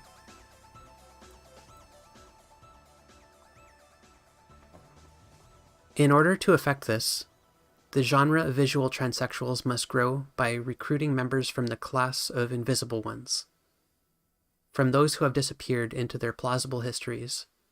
The most critical thing a transsexual can do, the thing that constitutes success, is to pass. Passing means to live successfully in the gender of choice, to be accepted as a natural member of that gender. Passing means the denial of mixture. One and the same with passing is effacement of the prior gender role, or the construction of a plausible history. Considering that most transsexuals choose reassignment in their third or fourth decade, this means erasing a considerable portion of their personal experience. It is my contention that this process, in which both the transsexual and the medico-legal and psychological establishment are complicit, forecloses the possibility of a life grounded in the intertextual possibilities of the transsexual body. To negotiate the troubling and productive multiple permeabilities of boundary and subject position that intertextuality implies, we must begin to rearticulate the foundational language by which both sexuality and transsexuality are described. For example, neither the investigators nor the transsexuals have taken the step of problematizing wrong body as an adequate descriptive category. In fact, wrong body has come virtually by default to define the syndrome. It is quite understandable, I think, that a phase whose lexicality suggests the phallocentric, binary character of gender differentiation should be examined with deepest suspicion. So long as we, whether academics, clinicians, or transsexuals, ontologize both sexuality and transsexuality in this way, we have foreclosed the possibility of analyzing desire and motivational complexity in a manner which adequately describes the multiple contradictions of individual lived experience. We need a deeper analytical language for transsexual theory, one which allows for the sorts of ambiguities and polyvocalities which have already so productively informed and enriched feminist theory.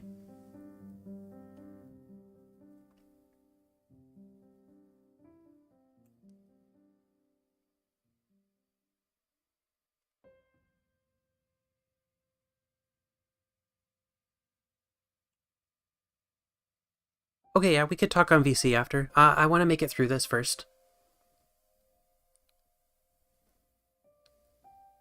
Judith Shapiro points out that to those who might be inclined to diagnose the transsexual's focus on the genitals as obsessive or fetishistic, the response is that they are in fact simply conforming to their culture's criteria for gender assignment. Emphasis mine. This statement points to deeper workings, to hidden discourses, and experimental pluralities within the transsexual monolith. They are not yet clinically or academically visible, and with good reason. For example, in pursuit of differential diagnosis, a question sometimes asked of a prospective transsexual is, suppose that you could be a man or woman in every way except for your genitals. Would you be content? There are several possible answers, but only one is clinically correct.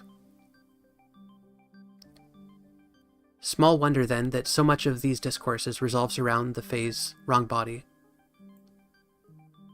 Under the binary phallocentric founding myth, which Western bodies and subjects are authorized, only one body per gendered subject is right. All other bodies are wrong. As clinicians and transsexuals continue to face off across the diagnostic battlefield, which this scenario suggests, the transsexuals for whom gender identity is something different from and perhaps irrelevant to physical genitalia are occulted by those for whom the power of the medical/psychological establishments and their ability to act as gatekeepers for cultural norms is the final authority for what counts as culturally intelligible body. This is a treacherous area, and were the silenced groups to achieve voice, we might well find, as feminist theorists have claimed, that the identities of individual embodied subjects were far less implicated in physical norms and far more diversely spread across rich and complex structuration of identity and desire than is now possible to express. And yet, even in the best of the current debates, the standard mode is one of relentless totalization. Consider the most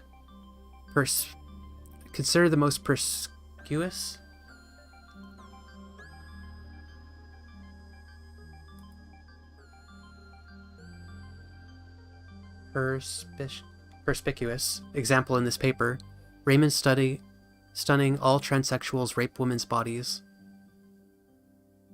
What if she had said all blacks rape women's bodies? For all its egregious and inexcusable bigotry, the language of her book is only marginally less totalizing than Gary Cate's transsexuals take on an exaggerated and stereotypical female role, or Anne Boleyn's transsexuals try to forget their male history. Both Cate's and Boleyn's studies are, in most respects, excellent work, and were published in the same collection as an earlier version of this essay. But still there are no subjects in these discourses, or only homogenized, totalized subjects, fractally replicating earlier histories of minority discourses in the large. So when I speak the forgotten word, it will perhaps wake memories of other debates. The word is some. Transsexuals who pass seem able to ignore the fact that by creating totalized monistic identities, forgoing physical and subjective intertextuality, they have foreclosed the possibility of authentic relationships. Under the principle of passing, denying the destabilizing power of being read, relationships begin as lies, and passing, of course, is not an activity restricted to transsexuals. This is familiar to the person of color whose skin is light enough to pass as white, or to the closet gay or lesbian, or to anyone who has chosen invisibility as an imperfect solution to personal dissonance. Essentially, I am re-articulating one of the arguments for solidarity which has been developed by gays, lesbians, and people of color. The comparison extends further. To deconstruct the necessity for passing implies that transsexuals must take responsibility for all their history, to begin to re-articulate their lives not as a series of erasures, in service of a species of feminism conceived from within a traditional frame, but as a political action begun by reappropriating difference and reclaiming the power of the refigured and reinscribed body. The disruptions of old patterns of desire that multiple dissonances of the transsexual body imply produce not an irreducible alterity, but a myriad of alterities, whose unanticipated juxtapositions hold what Donna Haraway called the promises of monsters, physicalities of constantly shifting figure and ground that exceed the frame of any possible representation. The essence of transsexualism is the act of passing. A transsexual who passes is obeying the Derridian imperative. Genres are not to be mixed. I will not mix genres.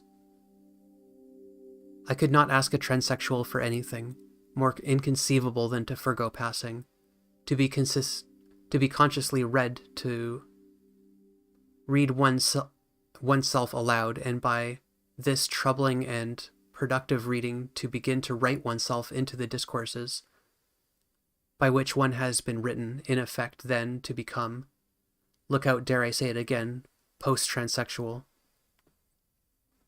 Still, transsexuals know that silence could be extremely high price to pay for acceptance.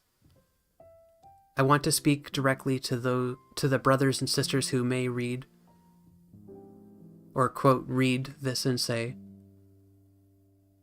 I ask all of us to use the strength which brought us through the effort of restructuring identity, and which has also helped us to live in silence and denial, for revisioning our lives.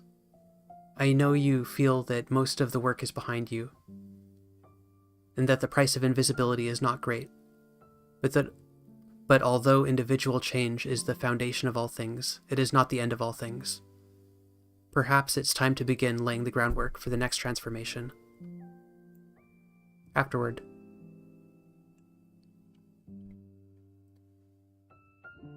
In the brief time, or so it seems, since this essay was first written, the situation on the street with regard to articulating a specifically transgendered positionality and within the academy vis-a-vis theory has deeply changed and continues to evolve. Whether the original Empire paper had the privilege of being a fortunately timed bellwether, or whether it successfully evoked the build-attend they will come principle. Build it and they will come principle is unknown. But the results are no less gratifying for lack of that knowledge. Transgender, and for that matter, post-transgender theory, would appear to be successfully engaging in the nascent discourses of queer theory in a number of graceful and mutually productive respects. And this is the reason for that guarded celebration. Needless to say, however, beginnings are most delicate and critical periods in which, while the foundation stones are still exposed, it is necessary to pay exquisite attention to detail. For this author, it is a most promising and interesting time in which to be alive and writing.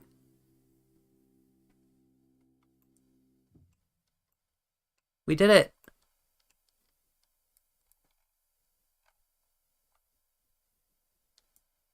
Alright, I'm going to link it one more time in chat.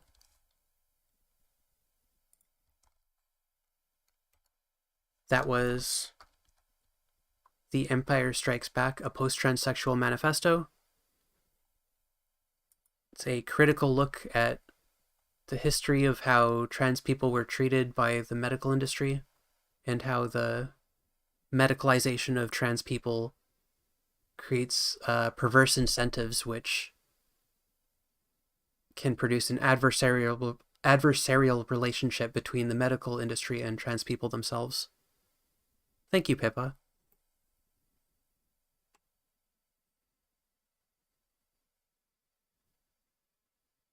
No, it's not bad to want to pass. It's so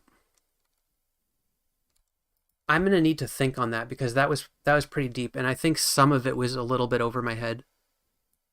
I'll probably have to read it again, but I think it was saying that like the expectation to pass was harmful. What's your take, Estelle? Like, do you think I'm reading that right?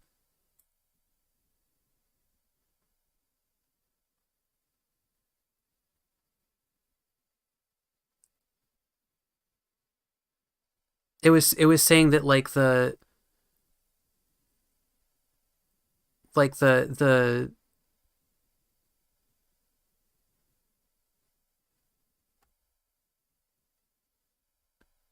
not necessarily like that it's bad to pass or bad to want to pass, because she was actually, I don't know the pronouns of the person who wrote this. I shouldn't assume. It's bad to be required to pass, yeah.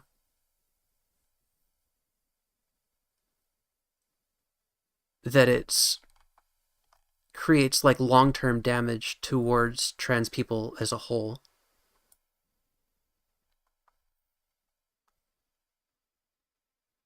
Yeah. I think that's what was being critiqued. I'm definitely going to read it again on my own time. I really want to take a look at Judith Butler in the future, but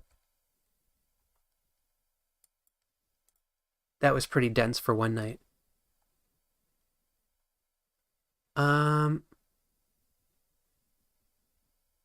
Okay, so we read that. I don't think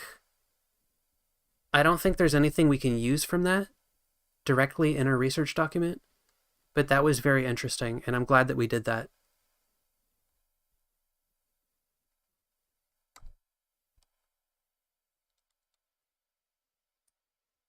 This is going to be quite an undertaking, but we've got some time, so we can take a look at this now.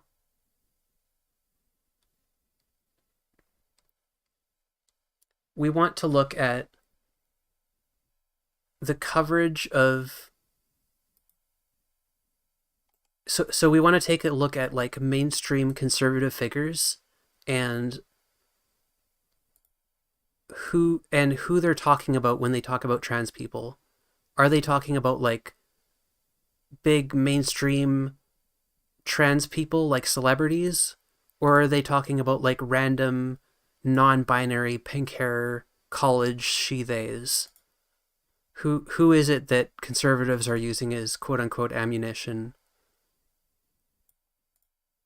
Um, because something that transmedicalists will say is that, oh, it's just non-binary people that are like they're making the trans community look bad, and if it wasn't for them, then conservatives would just move on and not worry about it. Obviously, that's a stupid argument. Like conservatives do not care about the difference between non-binary people and like regular trans people, but I think it would be nice to have something substantial to point to and be like, okay, yeah, but here's the actual coverage, and obviously it's not just non-binary like college she theys.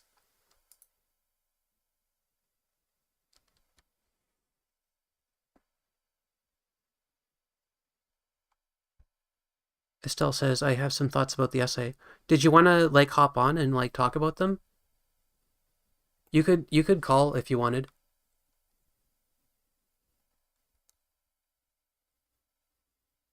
Yeah, conservatives usually fearmonger about trans women.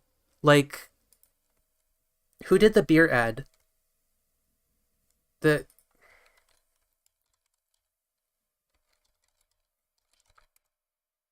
who was it? Dylan Mulvaney. Like that was like 6 months of coverage, wasn't it? And like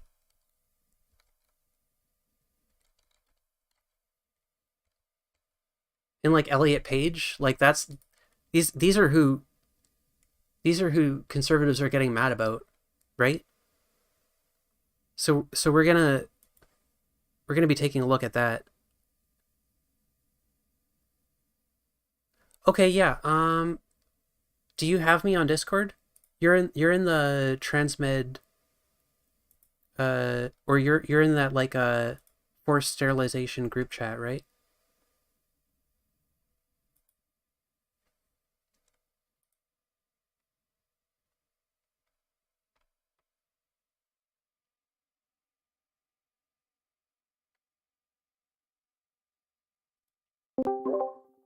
Oh, Hello. well, I am. Uh, do you want me to present myself? Hey, can you hear me? Yeah, I can hear you now. Okay, cool. Yeah, introduce yourself for chat. Yeah, I am Estelle or Gabriel. Like Gabriel's my my old name that I feminized temporarily. Anyway, okay, so I don't really have any formal training. I'm not I studied a little bit in college, on uh, software engineering, but well, that's unrelated to the subject at hand. Um, Mm-hmm. I think to go to the essay, I think the perspective that uh, you should take from that essay would be that the studies that seem to prove that trans people are like this or like that seek to uh that seek to prove that some commonality among trans people that could that uh, like you should look at those very carefully because as the essay proves, if those works that treat of trans people, they are not done like from they are not like taking into account the uh, actual perspective of trans people, they well, even then, like they would be used prescriptively to gatekeep care, and Yeah. it will it will create a circle where the studies is or like the work made by hacks like what's his name the the guy who not invented but he's the autogynephilia guy Blanchard? yeah, Blanchard. Yeah. Like it creates a circle where those standards are written by hacks, and trans people want to get the treatment, uh, uh, whether like at any cost, and so they will like adapt to what's been written about them to the specialists. Mm-hmm. Um, uh, So like it creates a circle of like confirmation, not confirmation bias, because like it's not like it's more like the perspective of the specialist will be fundamentally undermined because there's an adversarial relationship Yeah, that there's like an antagonism between the two things. It's almost like it's almost like a class antagonism uh yeah, if in kind you of a way. want to put it like that. Um like because the trans person will want the treatment no matter what, Yeah. and the specialist's job is to deny them on arbitrary grounds, Yeah. and so uh, so it makes all uh, uh, all kinds of gatekeeping of like, do you act the right way? It makes all of those extremely moot.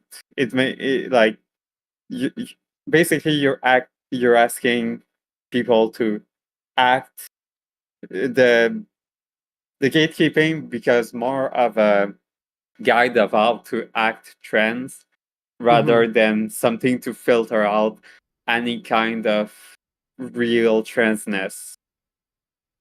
Yeah, the incentives of like the researchers conflict with the incentives of like the subjects, Yeah. Uh, which like undermines the if research and undermines yeah, the interests of the subjects. yeah, and if you because the specialists don't have like the people who the gender specialists, the one who prescribe the medication, the surgeries and everything, because they don't really have uh any deeper perspective, any deeper access to the people uh they deal with, they uh like they can't actually decide whether someone is acting trans or is really trans. Yeah. Yeah, they're like So,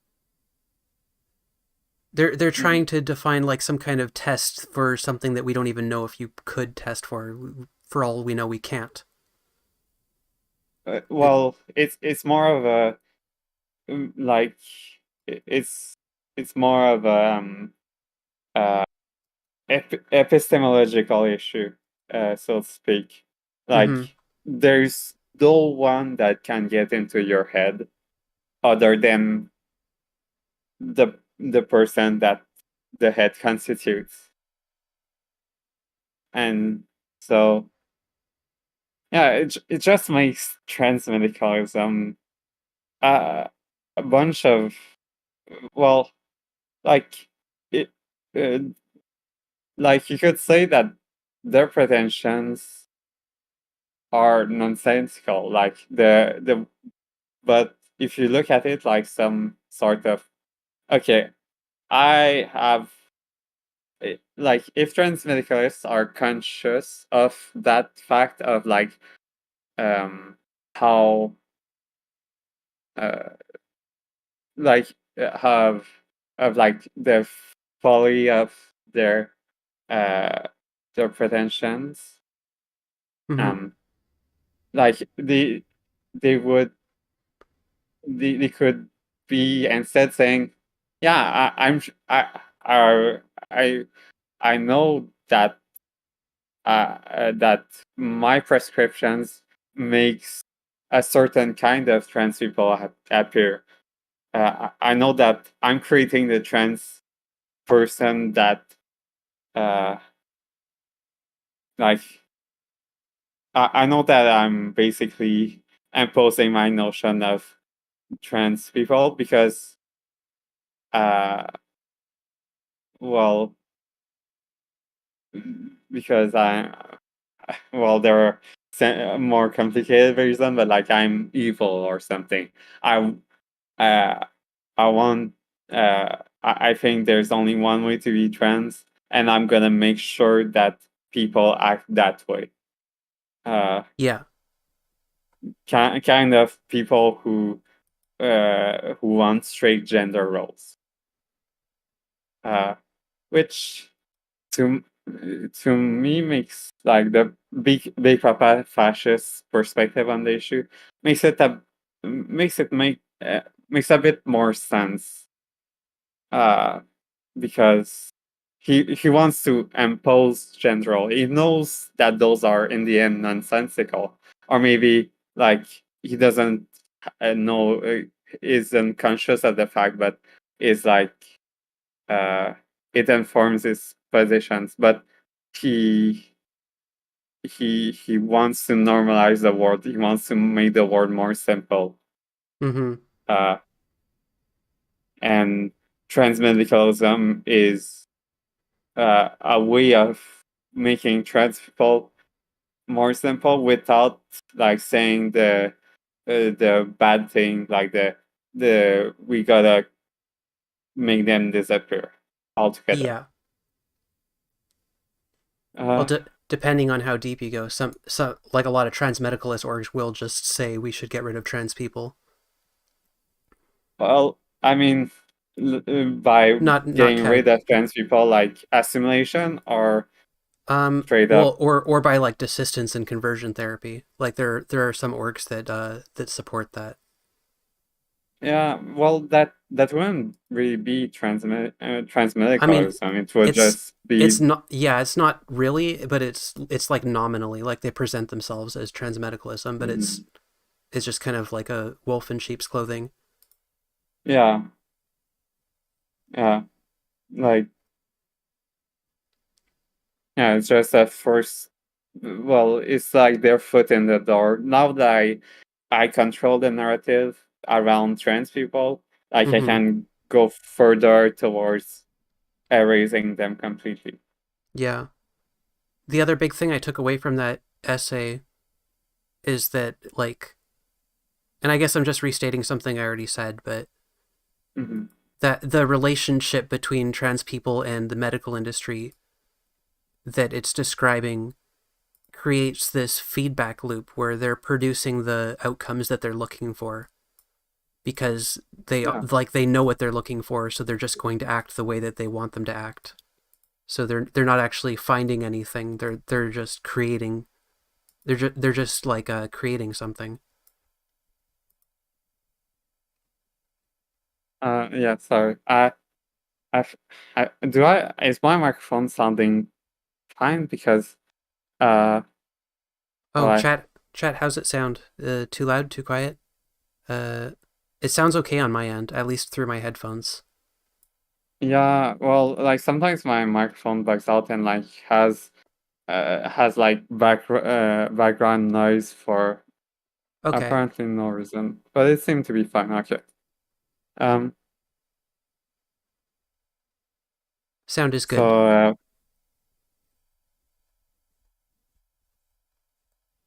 yeah. Uh.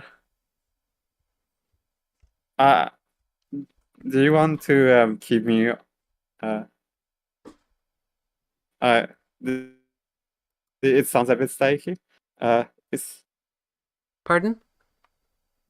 oh, Rusty a robot said that it sounds a bit sticky.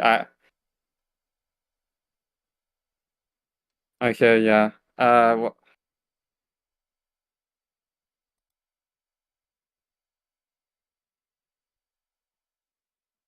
Okay. It might be better now. Okay. So do you want to keep me on to look at the things uh uh you wanted to look at, Um, or I'll probably unless you have like more thoughts, specifically, I'll probably drop the call for now. all right. Yeah. Uh I oh really well. appreciate your perspective though. Like thank you for sharing that with us. Oh, no problem. I'm glad. Uh, I have an opportunity to talk about those things. Mhm. Um. Yeah, I really appreciate Uh, outside perspectives. yeah. Enjoy the rest of your stream. Yeah, thank you.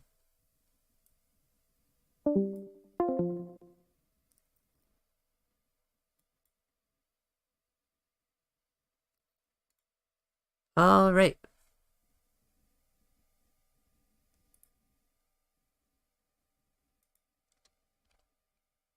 So now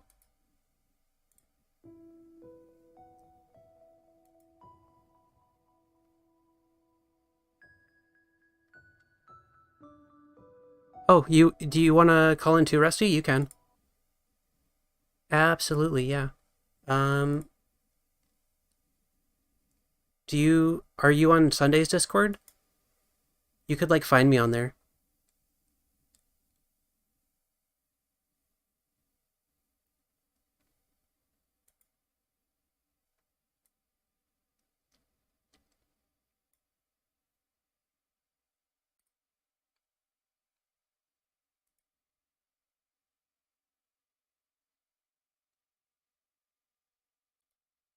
One second. Let me see if I can find you.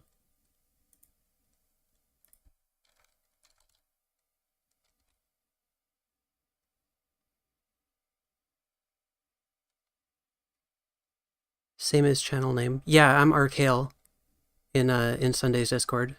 ARCAEL.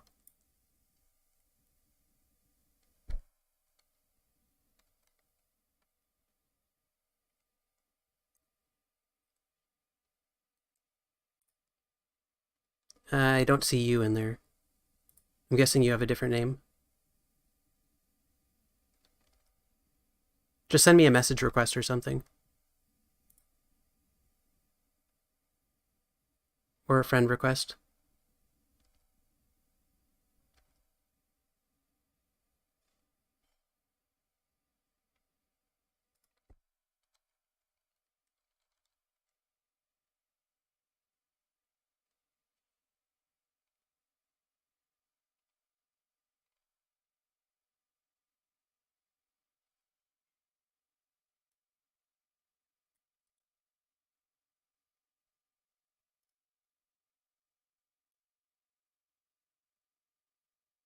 Oh no, you left the Discord.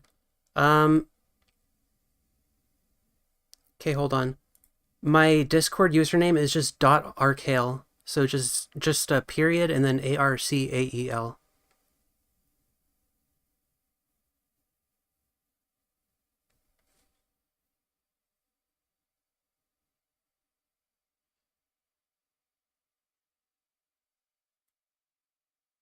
When's the debate? Um, I'm not sure. I'll probably call in sometime over the next day or two to Food Shop stream. I've been honestly over preparing, but this stuff's really interesting to me, and I'm kind of enjoying researching it.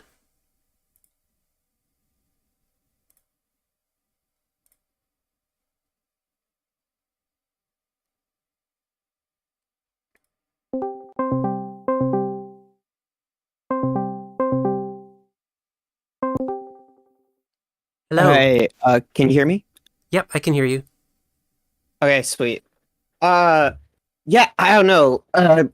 Listening to this is like reminding me of the Keffels and Xanderhall situation, and I'm not going to talk about them that much because I already Yeah, rant about them to my friends all the fucking time. like is that like And, the they fab thing or something else?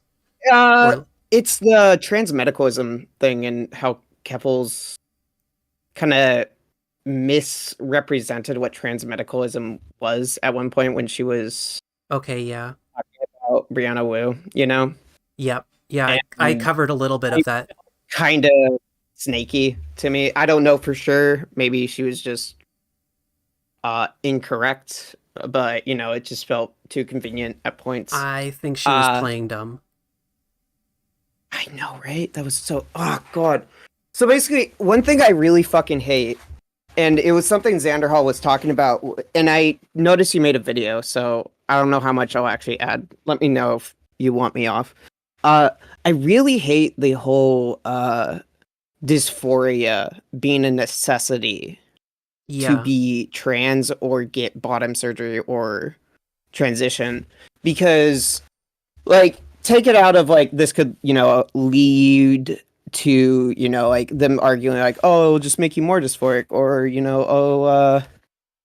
it's a huge decision. It's like yeah, but I think it shows this weird limitation of thought with people like this because I feel like one thing I've learned over time ever since I started coming out more, you know, mm-hmm. like I started coming out because of people like Vosh, basically.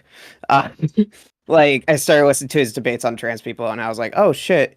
And one thing I learned by watching his debates was how un not unreal, but how much of a farce the concept of gender is.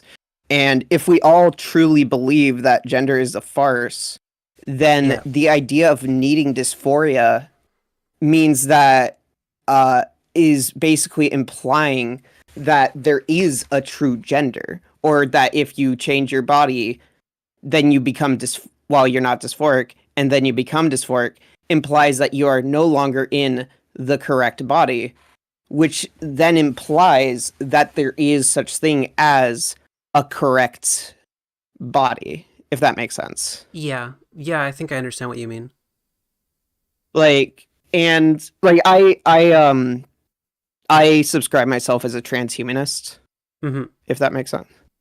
Meaning I believe like, we are not limited to the bodies we are born with. There is nothing wholesome or I guess wholesome about what we were born with. So I just get annoyed with this whole necessity for and prescription. Like I've even had to deal with my own psychologist telling me about this, of telling Mm-hmm. me that if I transitioned, I'd probably become dysphoric because I'm no longer in the right body. Which I led to that with just her not knowing better. And she even suggested later on I started seeing a trans therapist. I was like, yeah, probably. um, I guess that's all I really have to say. I guess this was more of me ranting, but Yeah, that's totally cool. You're I totally good. I think it worries me when people like Keffels and Xanderhall talk about this because I find shit like that. Like I'm under the impression that Xanderhall doesn't really believe in anything, probably more so than Keffels. I've noticed patterns where he would wait to make statements until after someone else has already made someone, that other people perceive as reliable or that he's in a friend group with already makes that statement, then he tries to make the statement on his own as if he thought it up, you know? Uh Mm, yeah, I don't, it's something I I've don't know. noticed. So It's okay, so I'm not crazy, right? No, yeah, Like, it's kind of the same thing that Keffels does, where like they'll take yeah, a position just they'll because wait it's till something. Bosch talks about it. Yeah, Sorry. I don't know if Like, Vosh will they'll wait. talk about it. No. I don't even think Bosch pays attention to that as much. No, I don't think I so. I think it because like the more Vosh like talks about stuff, the more I'm like, oh wow, you really are like kind of in your own world, honestly. And I don't mind that. It's just I've started noticing stuff like that over time. That I've tried to be like, oh well, you don't know for sure. And it was until Xander Hall defended Keffels in the They debate Hmm. by lying what happened in that debate that I was like, oh, okay. Yeah, he just That seemed kind of like just so. confirmed everything, He seemed you so know? That disinterested in actually knowing the contents of that debate in the first place. He just kind of jumped to conclusions there. God, I fucking hate that debate. I hate that debate, and I remember even talking with Keffels about it. And each time I was talking about like, yeah, like, she'd be like, "Okay, I don't think Dayfab is good," and I'd be like, "Okay, so then why do you not like the Anvil thing?" And then they'd be like, "Oh, well, because I know other people that have said it." And I was like, "Okay, where'd you learn it?" And she'd be like, "Oh, like 12 years ago, I knew a person from a group who had a person that was pretending to be trans so they could become president of an LGBTQ group." And I'm like, what? What? Like, it was just like fucking was it when you make something up? Like antidotes. Or I guess yeah, antidotes that Yeah. from personal experience that wasn't actually like Oh, evidence yeah, for anecdote. validating Yeah. something. Yeah, for sure. And Yeah, also, like it's nothing you could actually prove either. Sorry, keep going. I don't know. It's just really weird. It was weird too how she was like, "You need, or how many trans women do you know?" As if that was like who the slur was targeting. Right. No, yeah, it was clearly also something that was clearly like targeting a very specific group of people that wasn't even trans woman. It was Yeah. like it was clearly targeting like, you know, female born people too, for the most part. No, yeah. I mean, I It would be guess there like might be a they mab. it's like if somebody Like, was defending. It's like if somebody was defending the T slur, and then somebody was like, "Oh well, how many biological women do you know?" no, I think it's also probably like if someone was defending the yeah, I guess so, yeah.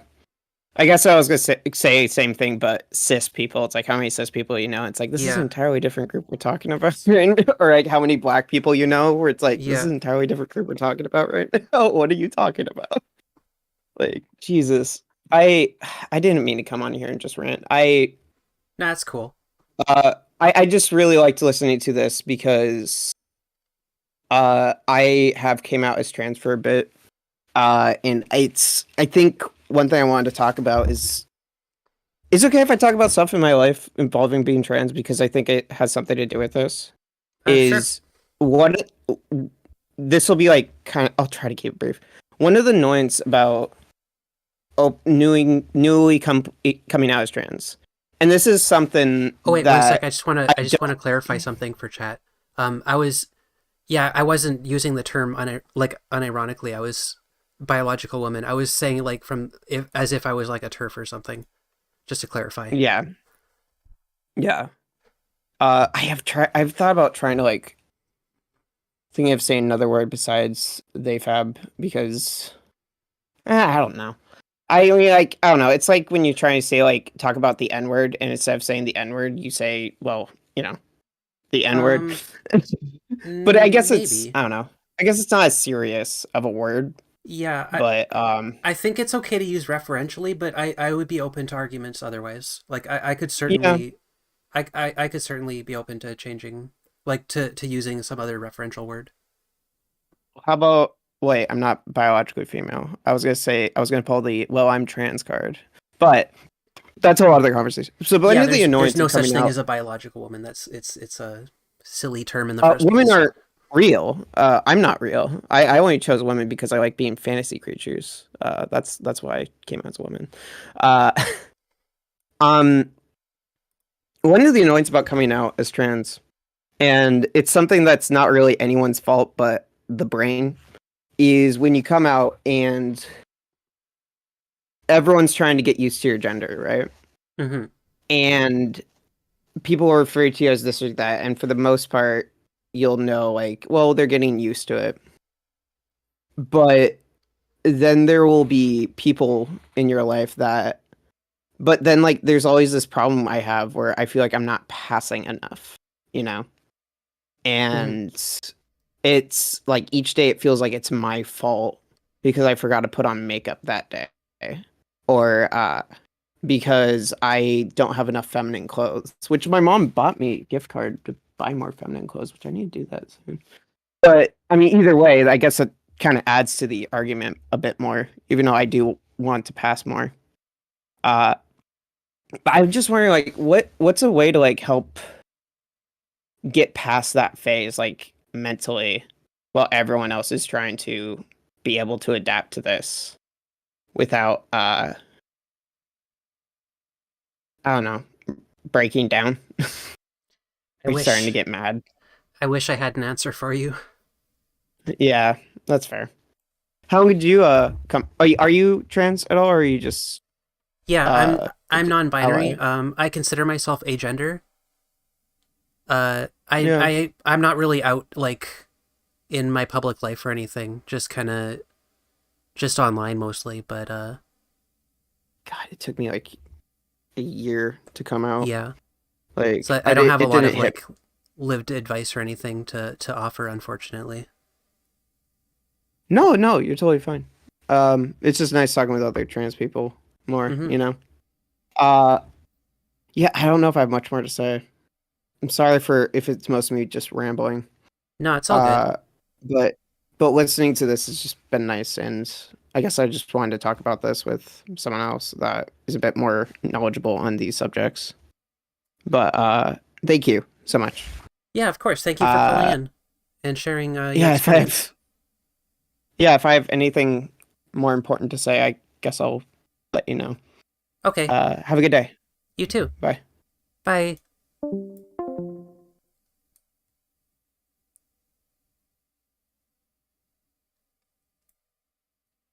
Okay. Now we're going to look at conservative propaganda.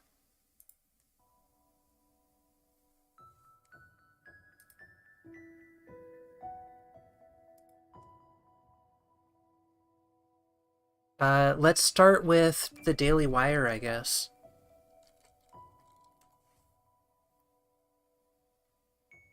Daily Wire Plus. The people have spoken.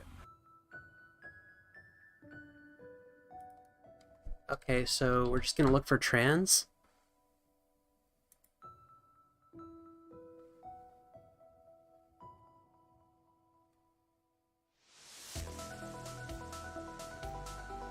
How many videos is there? Oh no, there's gonna be a lot. I'm gonna need to like... I'm gonna need to make a spreadsheet for this.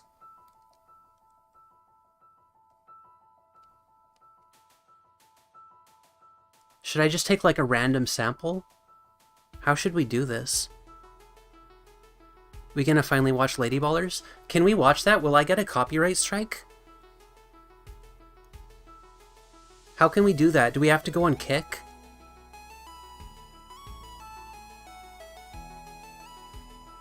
Yeah, trans people's like their entire content. That's like what Republicans are pinning like everything on right now. Okay, I guess we'll just... We're gonna go 10 deep on every channel, and we're gonna start with that.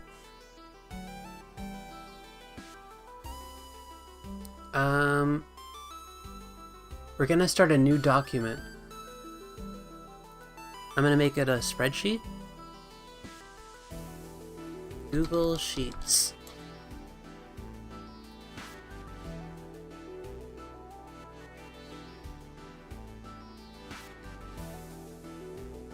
Alright. So this is Conservative trans propaganda. So we've got here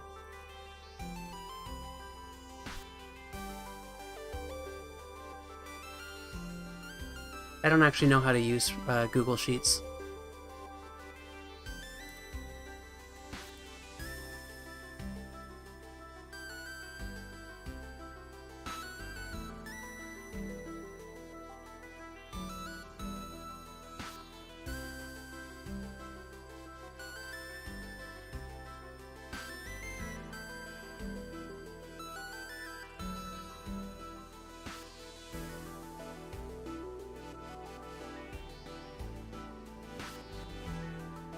Also, to clarify earlier, I know that Elliot Page is a trans man. I didn't mean to imply that they were a woman.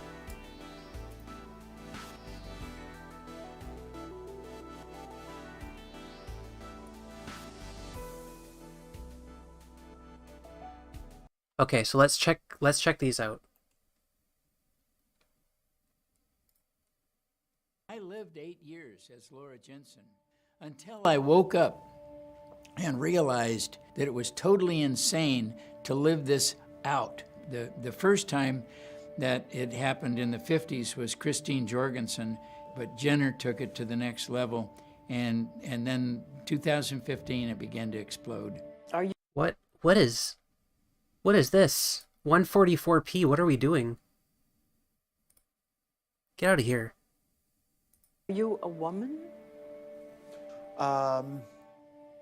Yes, for all intents and purposes, I am a woman. My brain is much more female than it is male. Ladies and gentlemen, the courageous. Okay, so we have one. We have one video. Should I bother including links? Are we doing like a whole... Yeah, I guess so. I guess we're gonna do like a whole ass thing here.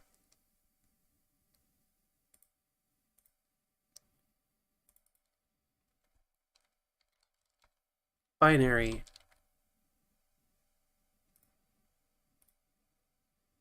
Right? Oh. How can I make it?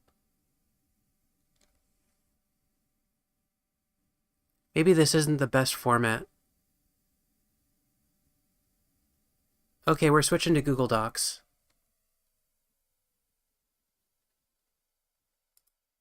I don't like Google Sheets. I'm too dumb to use it.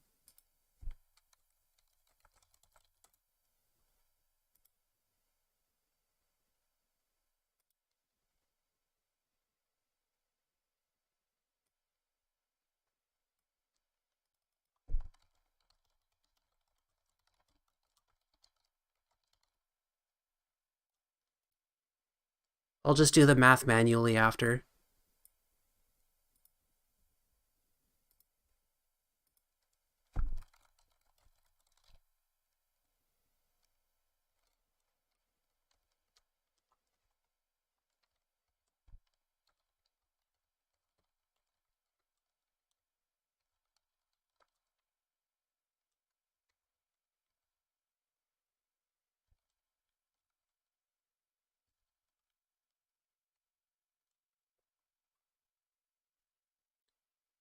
Which meme?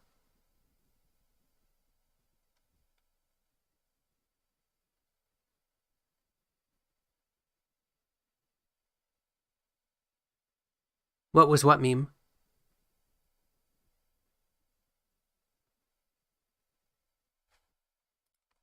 The video? Stunning Caitlyn Jenner. We're ruining an entire generation of children. I find even hearing about it and reading about it so repugnant and so destructive to children. Trans members of this family all love each other so proudly, and they all... Bringing drag performers together with little kids is kind of a perfect relationship. There are people whose gender might be a little bit of both, or might even be neither. Okay, so we got one. We're not going to watch all of these. We're just kind of... You know, it is one of those things. We're just finding out what is the coverage of conservative media on trans people. Binary versus non-binary.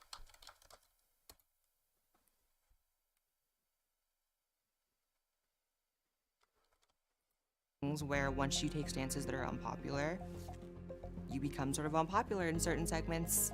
I have never been denied a single thing. The problem might just be you. Have you ever considered the problem is you and not trans people? No.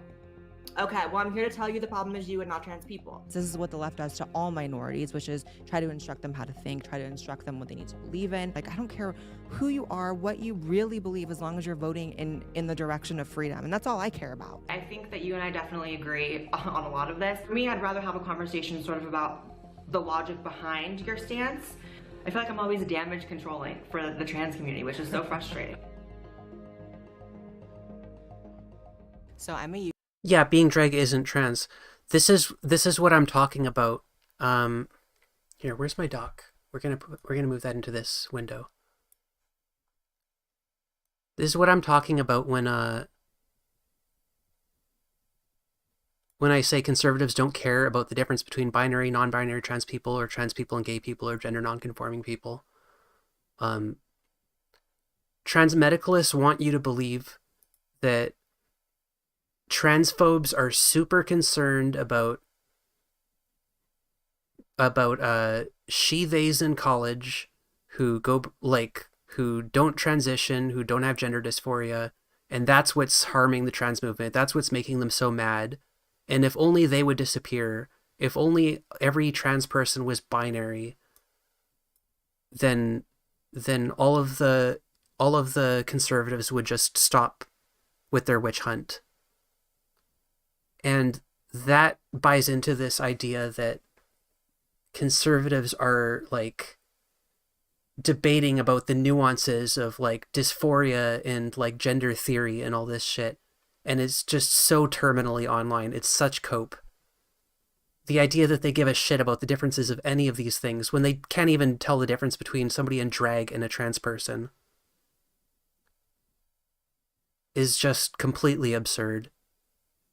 And we're going to prove it. YouTuber, and I'm definitely more so known for being the queen of controversy. That's kind of what people call me.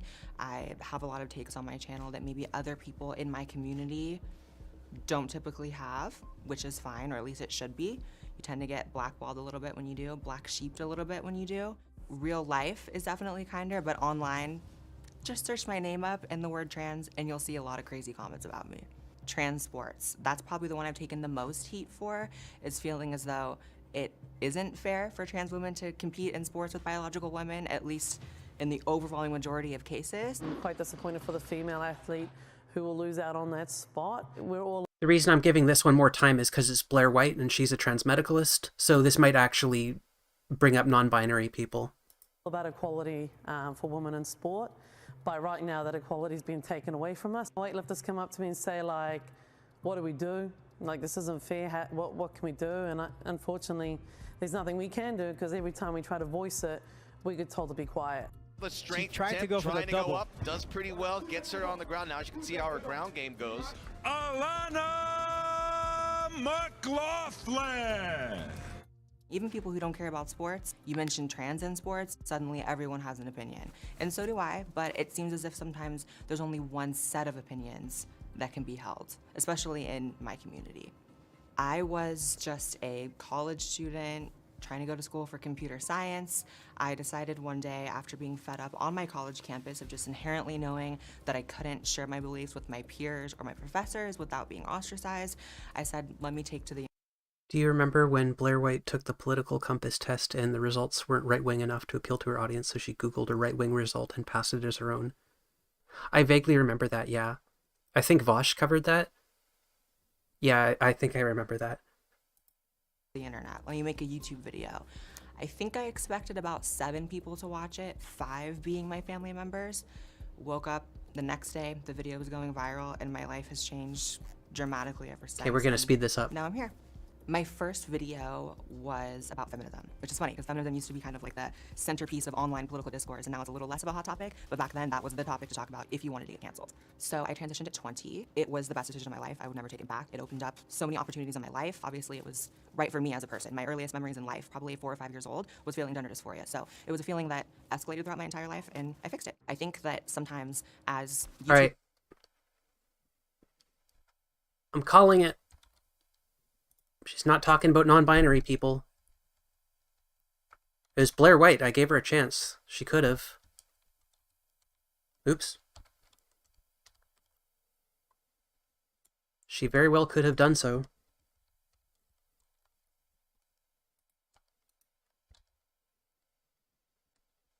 What's next? We're skipping the playlist because we don't want playlists. Hi, thank you for the talk. I just had a question about a comment you made at the beginning about transitioning from male to female or otherwise. Yes. You've talked a lot tonight about how important it is to let people believe what they want to believe and how the government and us have no say telling people what they should think or what they should be able to say. I just wanted to ask, what's the harm, you know, if somebody's going to be a happier person because they say that they're a man or a woman, like what's the harm in just letting them do it? I'm not in favor of government banning people who are adults. Children I'm in favor of banning because now you're talking about somebody who's not capable of consent. Right? All of our laws are based on the ability of people to consent. If you're a child, you can't consent. So I'm very much in favor of banning gender transition for kids. I think that it's frankly evil. I think you're making decisions for children who are not capable of making decisions for themselves that are permanent and have long-lasting, significant, and severe impact. As far as adult, if you're 25 and you want to get a sex change surgery and you feel like it's going to make you feel better, you have the right to do it. You do. Maybe it does, maybe it doesn't. I mean, the research on this stuff tends to be somewhat conflicting, but if it works for you, it works. Right? It's a free country. Now, that's really not the question that's being asked in our society today, because I don't think there are that many people who are like, we want to ban gender surgery for a 30-year-old. I'm not seeing the campaign for that. What I am seeing is a campaign on the left that says that my child is going to be removed from my home 10 years from now if I don't agree with the left's view of how I should treat my child's gender confusion at age 4. I see the left suggesting that they want to fine me if I refuse to say that a man is a woman as a general proposition. Right? If I say that men and women are separate, then the left says this is discrimination. Or the left is going to suggest that it has no impact. Yeah, we're not talking about non-binary people here.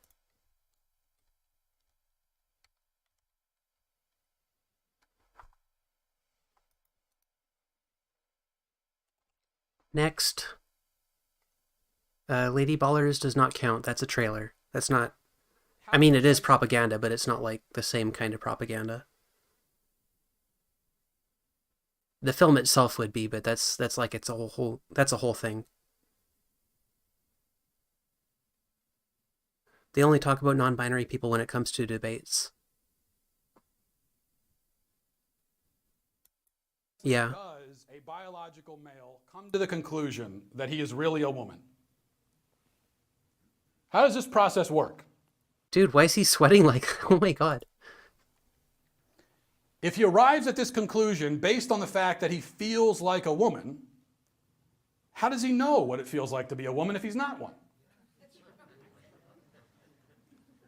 Is it not circular logic to say that he knows what it feels like to be a woman because he feels like one and therefore is one? That's a circular logic. That makes no sense. What exactly is a female feeling? Maybe some of the ladies here can help me out with that. Even if it made sense to speak of female feelings and female thoughts, and even if it were possible for a man to know that he was experiencing one, why would that mean that he is a woman instead of just a feminine man? We used to have those. Those used to exist. The left tells us that gender is a social construct. They reject the idea that women must necessarily have any particular feeling or thought or taste or preference. So if gender is an artificial construct, and our physical features have no bearing on our identity as male, as man or woman, then what the hell is a woman anyway? A woman in that case. Wait. How precisely?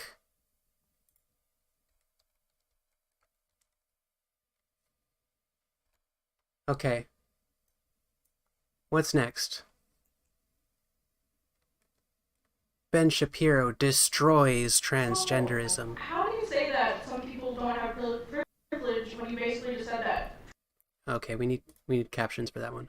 trans people aren't valid? They're not a thing. They're just girls pretending to be boys or boys pretending to be girls. Okay. Oh, someone's excited. Okay. It's biological, but gender is a completely different thing. No, gender is not disconnected from sex. So. It's not completely disconnected, but it's still a cultural thing. It's still from society. Okay. No, it is not in the mind. Okay, you're not a man if you think you're a man. And I didn't say pretending, or if I did, I shouldn't have said pretending. Let me amend. You said playing. Okay, I said a boy who thinks he's a girl. That's the usual phraseology I use. Not playing. I usually say a boy who thinks he's a girl or a girl who thinks he's a boy, which is technically what we're talking about here. As far as the actual psychological issues at play, It used to be called gender dysphoria or gender identity disorder. Now they call it gender dysphoria. The idea that sex or gender are malleable is not true.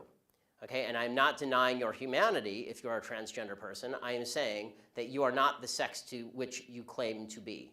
You're still a human being. This is still not about non-binary people. All right, what do we got here? We got 1, 2, 3, 4, 5. I'm gonna put these.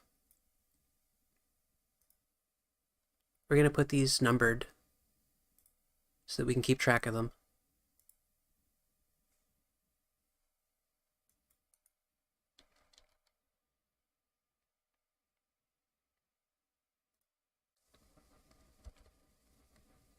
This is a transgender guy, so a guy who dresses as a woman, goes into some store and starts losing his mind, losing what's left of his mind, because he thinks that somebody has referred to him, a 6'2" giant man, as a man. Take a look. Excuse me, it's ma'am. It is ma'am. Okay, yep, we're still doing binary here.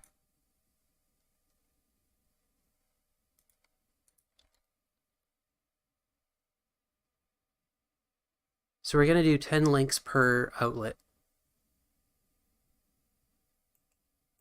I know this is a small sample size, but you know I'm not a research institute, and Got to talk for just a couple minutes. we have limited amount of time. It's about this insane promo that was put up by Netflix. So it's always good to know that the companies that you spend your money on are using that money in order to promote insane social leftist policies. So Netflix is now pushing open trans propaganda. I mean, absolute propaganda, not just... Wait.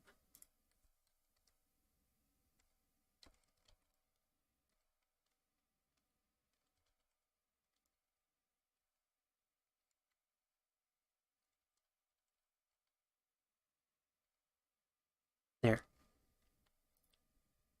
Just the sort of normal stuff that you see on mainstream television channels with the assumption that men can become women and women can become men. But now they are lecturing medical professionals. The medical professionals are supposed to treat biological boys as biological girls. So yesterday, Netflix put out a tweet. The tweet was, I guess this is from a show. It's called, here's what they tweeted out. I guess there was some sort of documentary that they did on a transgender young person named Bailey, who's a biological boy that they are treating as a girl. When Bailey comes down with a fever, Marianne rushes her to the hospital, where 2 doctors misgender her. Marianne firmly corrects them. Misgendering is traumatic. This is one of the baseline ways cisgender people can show up for trans people in their life. Okay, here is the insane clip from this Netflix documentary. I know that you guys are busy. There is a... Isn't Netflix doing Dave Chappelle's stand-ups? Which is like anti-trans propaganda? Yeah, they've been doing that for a little while now. They just put out another one, I think. Transgender track star, which is to say a genetic male named CC Telfer. CC Telfer was apparently a middling sprinter as a male. Now, CC Telfer considers himself a transgender woman, and he competes on the Franklin Pierce University track team. Not surprisingly, he is now world class because he is running against women. So here's what CC Telfer says, no, you don't understand. I'm disadvantaged running against women, which comes as a shock to all of the women who are getting beat by a guy who has 6 inches and a significant amount of musculature to his advantage. Anything, me competing against cisgender females is a disadvantage because my body is going through so many medical implications, like it's going through biochemistry changes. So being on, hormone replacement therapy, it gives you, your muscle depletion, your muscle is deteriorating. You lose a lot of strength because, testosterone is where you get your strength, your agility, all of that athletic stuff. So I have to work twice as hard to keep that strength. Okay. No, the thing you don't understand, Palm Dad, is Ben Shapiro has chromosome X-ray vision. He sees all.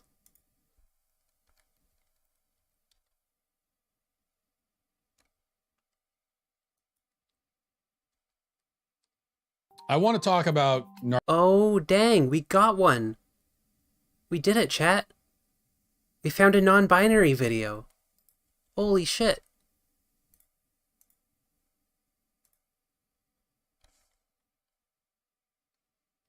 They do know we exist. All right, have fun, Rusty. Thanks for hanging out. Thanks for calling in. Narcissism. I believe that narcissism is the great plague of modern society.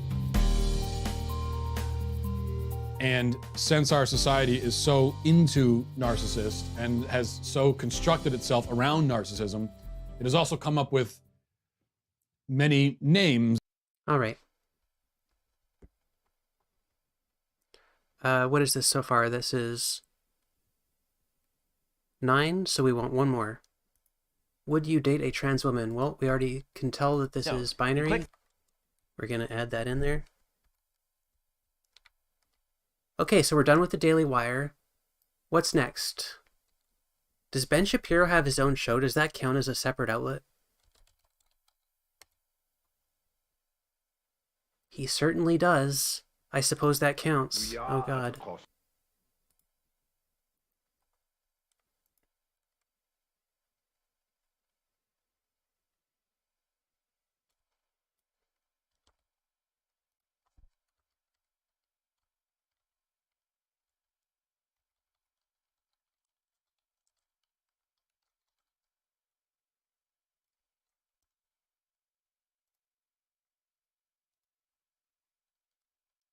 All right, so we're just going to go through the first 10 videos. Oh, wait, no, we got to search for trans first.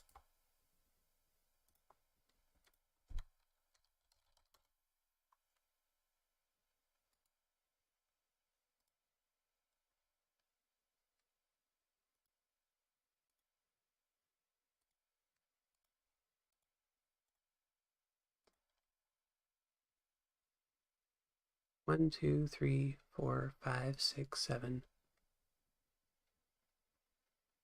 8, 9, 10. Biological women. And this seems to me absolutely ascientific, that if we're actually going to have a discussion about gender and sex, that should be based. Yeah, it does feature clips from his show, but I'm kind of just pulling like the different channels, the different popular conservative channels, regardless of what they're pulling from. In data, which suggests that mammals are in fact binary in terms of their sex. We'll probably do Steven Crowder next. Unless you have intersex birth defects typically, or genetic defects. I'm happy to opine on this. This only matters because today we segregate nearly all sports by gender. Otherwise, why do you even give a shit? what someone identifies with? We live in a free country, and with consenting adults and people free expression of who and what they are. I mean, on an adult level, I agree with you. I think it does matter what you teach That's your what I'm children. saying. And so there's the matrix of. Hang on, I'll be right back. I have to feed my cat Goomba. I will be back in like 2 or 3 minutes.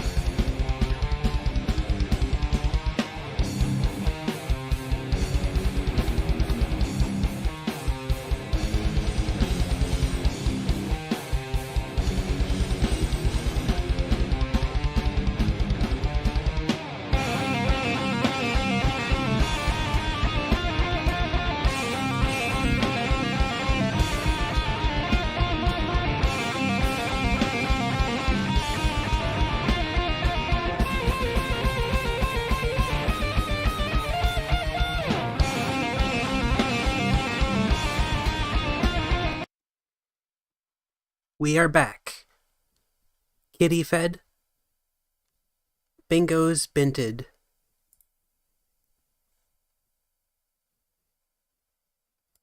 You know, what you are biologically, how you express yourself, who you choose as a sexual partner. If we actually live in a free country, as we tell ourselves, people's freedom to behave in any of those ways should not concern you at all. Nor are they requiring that you behave that way. Okay? Well, this is for their own freedoms, because we live in a free country. Now, what is unresolved here is... Okay, I'm going to reframe these. I'm going to reframe this dichotomy. From binary versus non-binary to transgenderism. Did I spell that right? Transgenderism. Yep. To non-binary people. It makes more sense. The bogos were binted. Yeah. This makes more sense, I think. Because that's more accurately representing the focus of the propaganda. Yeah, this is a really based interview. I might do like a full react to it in the future, but we gotta stay focused.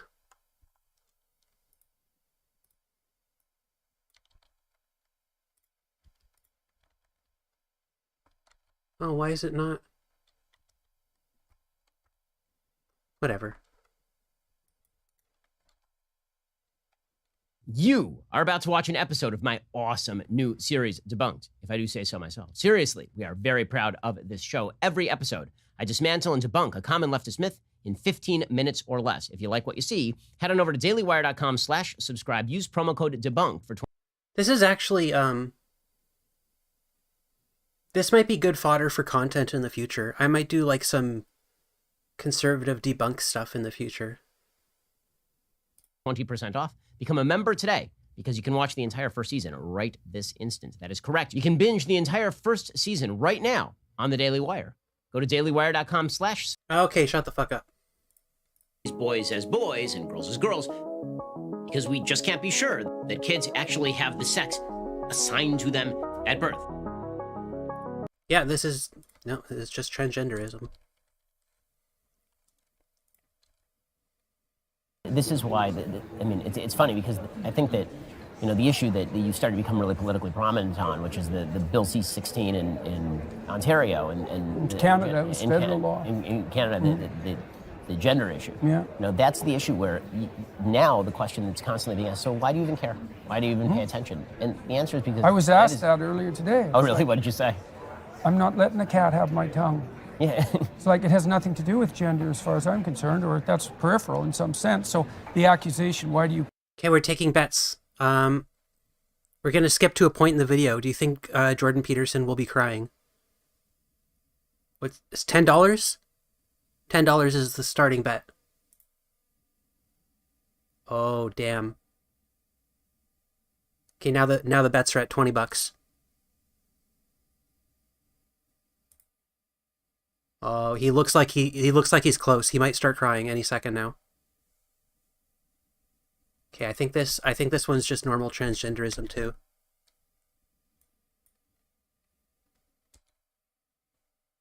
Why do you believe you're right about trans people given the American Psychological Association, American Medical Association, American Psychoanalytic Association? I can go on for about 5 more associations that are very prominent and govern the existing like health government or health industries within like the major Western countries.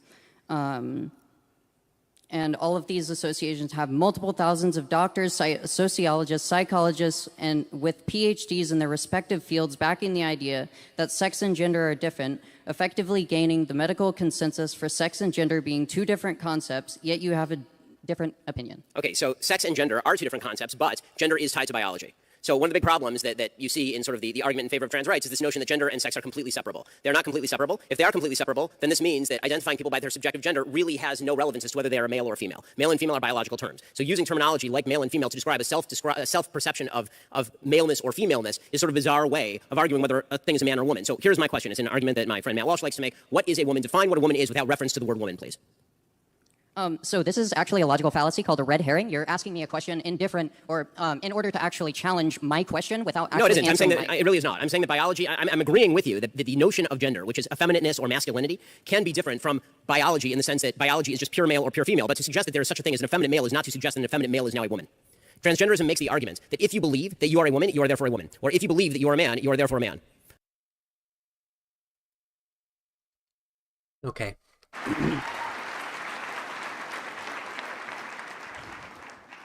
In one of your more infamous debates, you said, "I'm not going to modify basic biology because it threatens your subjective sense of what you are." Yes. My argument is not that terms like biological, female.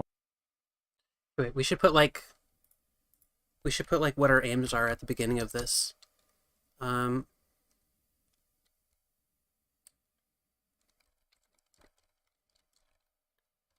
Looking at the top 10 videos for popular conservative channels on YouTube under the search term trans. Yeah, their arguments are bad. I would be responding to them, but I really want to get through as many channels as we can. And I think that everybody watching here knows that these are bad arguments. Looking at the top 10 videos for popular conservative channels on YouTube under the search term trans. To determine whether conservative anti-trans propaganda is focused on transgenderism as a whole or non-binary people.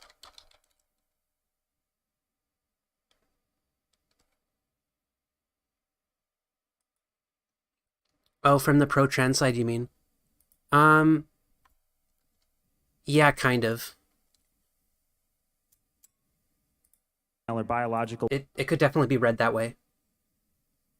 Male are necessarily offensive. My argument is that you are saying that referring to a trans woman as a woman or a trans man as a man or et cetera, is like inherently offensive or threatens biology. And I'm curious why it's so threatened when there's clear precedent for changing the language. Again, the term mother does not include father.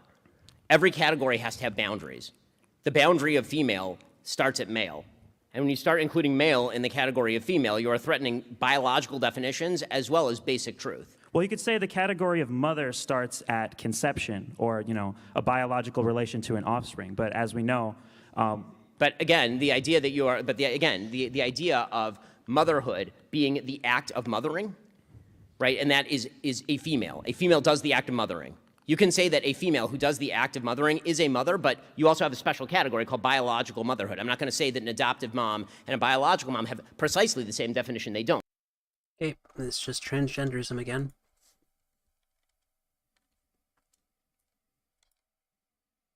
There's kind of like this attitude in the trans community that if you question your transition, that makes you insane. In just one moment, we're going to be speaking with Helena Kirshner. She's a 23-year-old woman who went through a year and a half of testosterone treatments for gender transition before deciding it was a mistake. We'll get her entire story in just a moment. This video is sponsored by ExpressVPN. Helena, thanks so much for joining the show. It's great to talk to you. Thank you so much for having me. So let's talk about your experiences. We've been told by the media that gender transition is easy, that it's kind of like the Sneetch star-on, star-off machine. that basically everything is hunky-dory, and not only is it hunky-dory, that hormone treatments, hormone replacements, surgeries, all this basically fixes all of the underlying problems. You're somebody who not only went through transition, you went through detransition as well. Can you tell your story? How did this first occur? When did the thought of transitioning first occur to you? Yeah, absolutely. So for me, it was more kind of a gradual process, almost of indoctrination. So it began around the time I was 15. I was going through a period in my life where I just didn't have a lot of friends. I was, about to switch schools, coming into high school, and I started relying on the internet a lot for just my day-to-day activities. I would just kind of I just had gotten a smartphone actually, and I was just sitting on the smartphone all day at school. And then I would come home, I would open my laptop, and I would just go back to browsing social media. And it was in that kind of environment that I was introduced to a lot of Look at this. Look at this. Literally the Antichrist. Literally. Look at this. Can't make this up. Gender ideology, but also just kind of like leftist woke ideology as well. I grew up in a more kind of like, mainstream Republican home. And so I was introduced to these ideas. And in order to really fit in socially, which I really wanted to do since I didn't have many friends in real life, I had to adopt these kind of like leftist beliefs. And in that context, I was learning a lot about how like white people are evil, cis people are evil, straight people are evil. And then on top of that, there was also messages telling me, well, if you feel like you don't fit in, that means you're trans. If you feel like you don't like your body, that means you're trans. If you feel like other girls don't understand you, that means you're trans. And so it's kind of like that convergence of those two lines of messaging that really led me to start thinking like, hey, well, maybe if I just change my pronouns, that'll give me an indication of if that's right for me. And then, you get those messages back at you that it's like, yes, you need to change your pronouns. Gender questioning is good. That's how you discover yourself. And by the way, only trans people question their gender. So if you're questioning your gender, that means that you're trans. So it was like, I kind of like began like that. And then it was a process of about 2 years where I just kept kind of like going further and further down that rabbit hole. I would change my pronouns, get a ton of positive affirmation. And then after a while, I would say like, I'm still uncomfortable with myself. I want to go a little bit further, kind of subconsciously thinking this way. So then I would like cut my hair, for example, and then tons of positive affirmation. I might change my pronouns again, tons of positive affirmation. And after kind of like 2 years of going down a rabbit hole like that, I ended up thinking, oh, I was actually meant to be a boy and I need to transition. So it wasn't like one day I just woke up and started believing that. It was kind of like this long process of being very detached from reality and not having a lot of social influences in real life to challenge or push back against some of the things I was learning online. So during this period, what we've seen in a lot of these cases is that it's young women who are predominantly already suffering. Okay.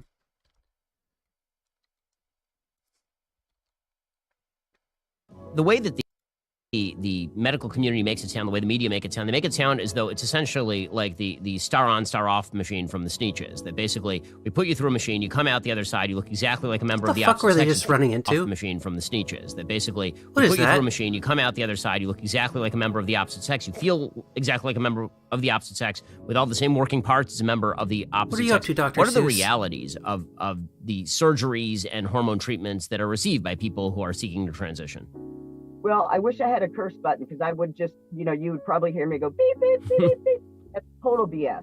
It's total BS. Here's the truth. We're joined on the line by Scott Nugent. Scott is a 49-year-old transgender man, transitioned at age 42 and is okay. The Bible does not say to accept everyone for quote-unquote who they are, if by who they are you mean the actions they do. In fact, the Bible says that you are to warn your fellow of sin. In fact, if you do not, this is called placing a stumbling block. Okay, we got another one. Hey, Ben. I've been waiting for a long time. I've kind So of have I, pondered for this moment. Yeah, I've kind of pondered how to ask this, but how does your view of transgender issues work when scientific anti-realism as a concept exists? You're gonna have to explain that one. All right, so scientific anti-realism is the concept that when you see me, you see, my skin, my hands, everything about me, but you do not see my cells, you do not see my atoms, you do not see the things that make up the things, they are just physical. So there is no really true way to prove, other than by hitting me, obviously, that I am right here, if it is only us two talking. So therefore, this would apply to any gendering things, including intersex, which can have an XX or XY chromosome and have androgen or estrogen insensitivity. So I just need you to narrow this down. Is yeah, the argument what that I'm things trying- that we don't understand the nature of things because we don't have microscopes, and therefore... Yeah, this is not the best argument to be making to Ben Shapiro. It's a good topic, but yeah. This is not the right room for that type of discussion. We can't determine sex? I would like to narrow it down to we cannot fully identify a gender of a person right when we see them, so therefore I believe that it is not within my own individual liberty to gender that person. Okay, so here's my problem with that particular argument. The answer is that in 99.8%, 99.9% of cases, you absolutely can gender somebody based on looking at them. Like really, if you're going to use intersex people as an example of not being able to do that, this does not obviate the biological duality of sex upon which all progeneration is based for all of human history and for all mammalian species. So intersex people do not invalidate the concept of sex as a generality. Intersex people are people who have a biological anomaly. And by the way, in most cases of intersex, those people still manifest as either a male or a female. So the idea that intersex exists does not invalidate the idea that there is a male and that there is a female, or that in nearly all cases, I can tell the difference between a male and a female. Again, I'm not saying, by the way, that if you can show me your chromosomal chart. Hey, yeah, this is just about transgenderism. There's no non-binary stuff in this video. Hi, thank you for the talk. I just had a question about a comment you made at the beginning about transitioning from male to female or otherwise. Yes. You've talked a lot tonight. Oh God, thank God, we're done. We did Ben Shapiro. Who's next? Oh no, it's Steven Crowder. Oh God. That's gonna be worse. Do you have to renew your license at all? That's gonna be worse.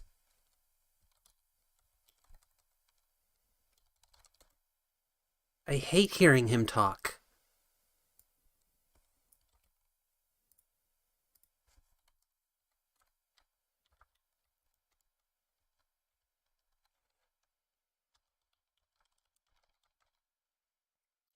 Ben Shapiro's at least, like, unintentionally kind of funny. Crowder's, like, tries to be funny, and he's not.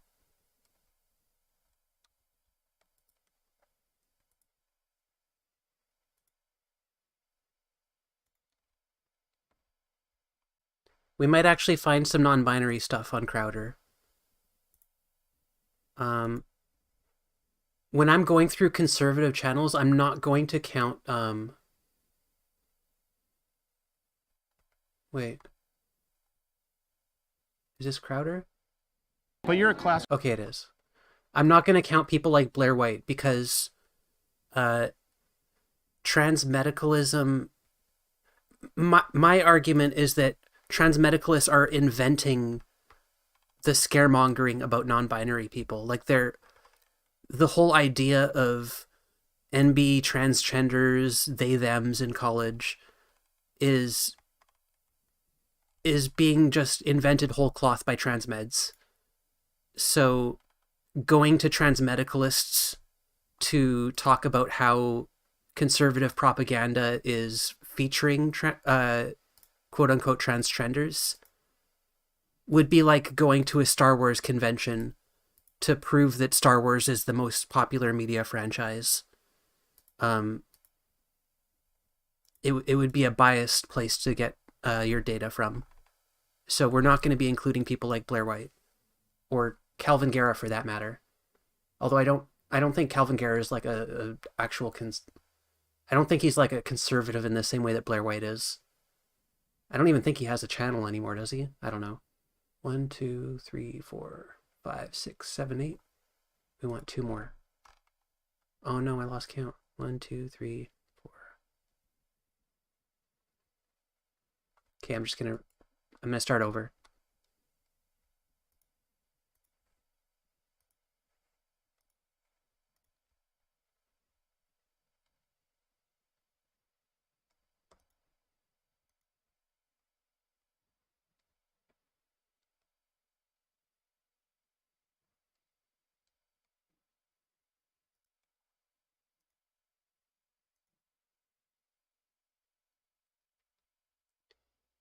All right, here we go. and I'm sick and tired of this fucking debate. Men need to respect women, period. So you should respect women. I am a woman. I just became a woman. It's just like, are you fucking kidding me?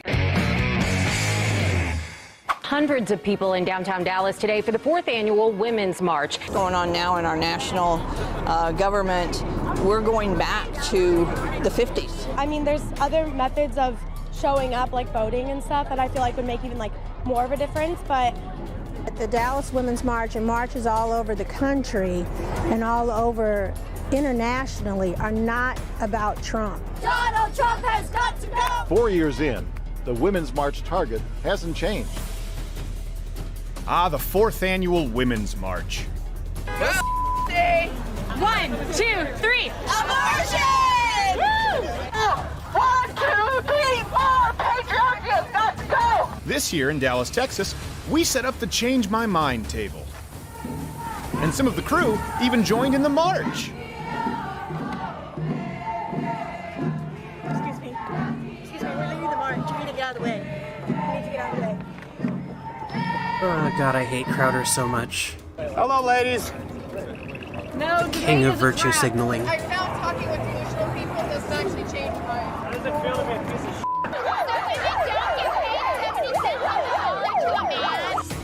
Now, to be clear, we did have some great rational sit-down conversations, and we'll be airing some more of those Wednesday. But before that, I'd like to draw your attention to the felony assaults committed, starting with this. Z.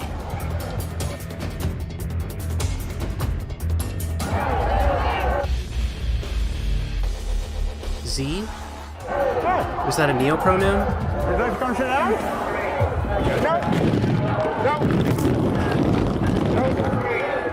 No. Nope.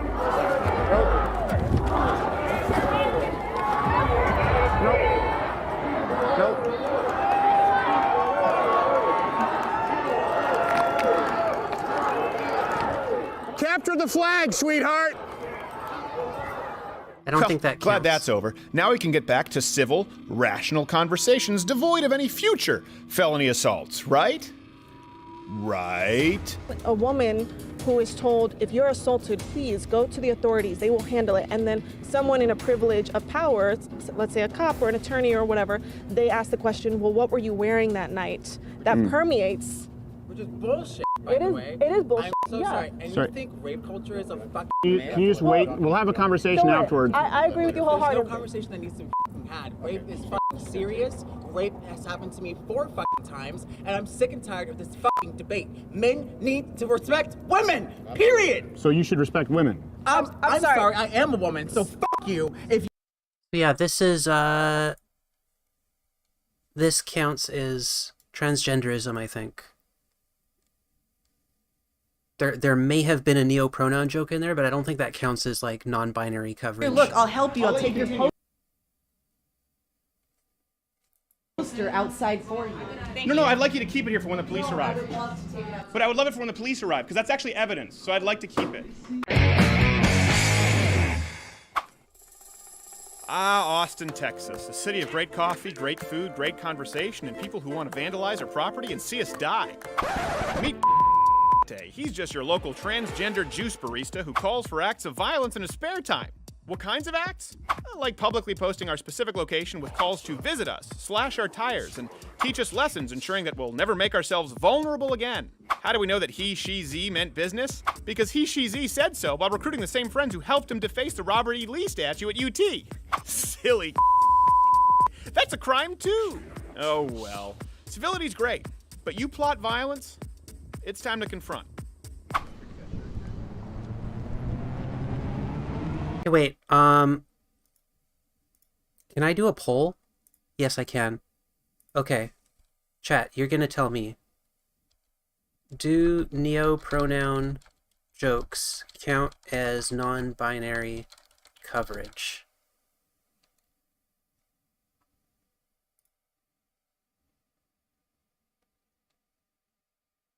What do you think about that? Do we count this?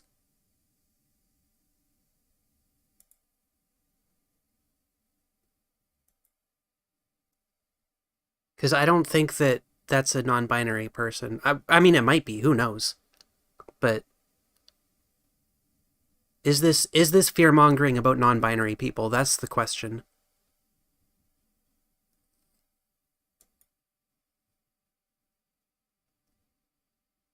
No tears shed for a Robert E. Lee statue. Yeah.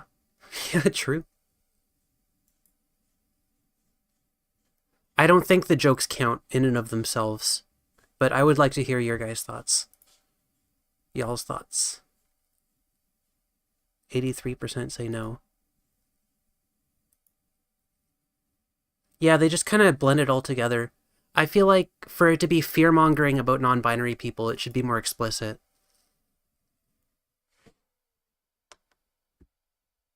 Because that's kind of what we're looking for. We're looking for, like, conservatives using non-binary people as ammo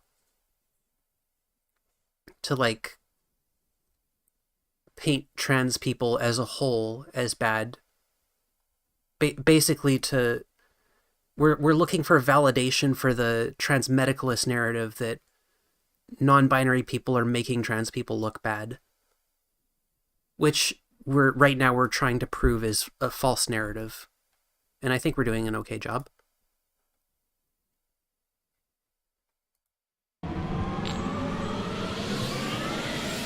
Hey, kid.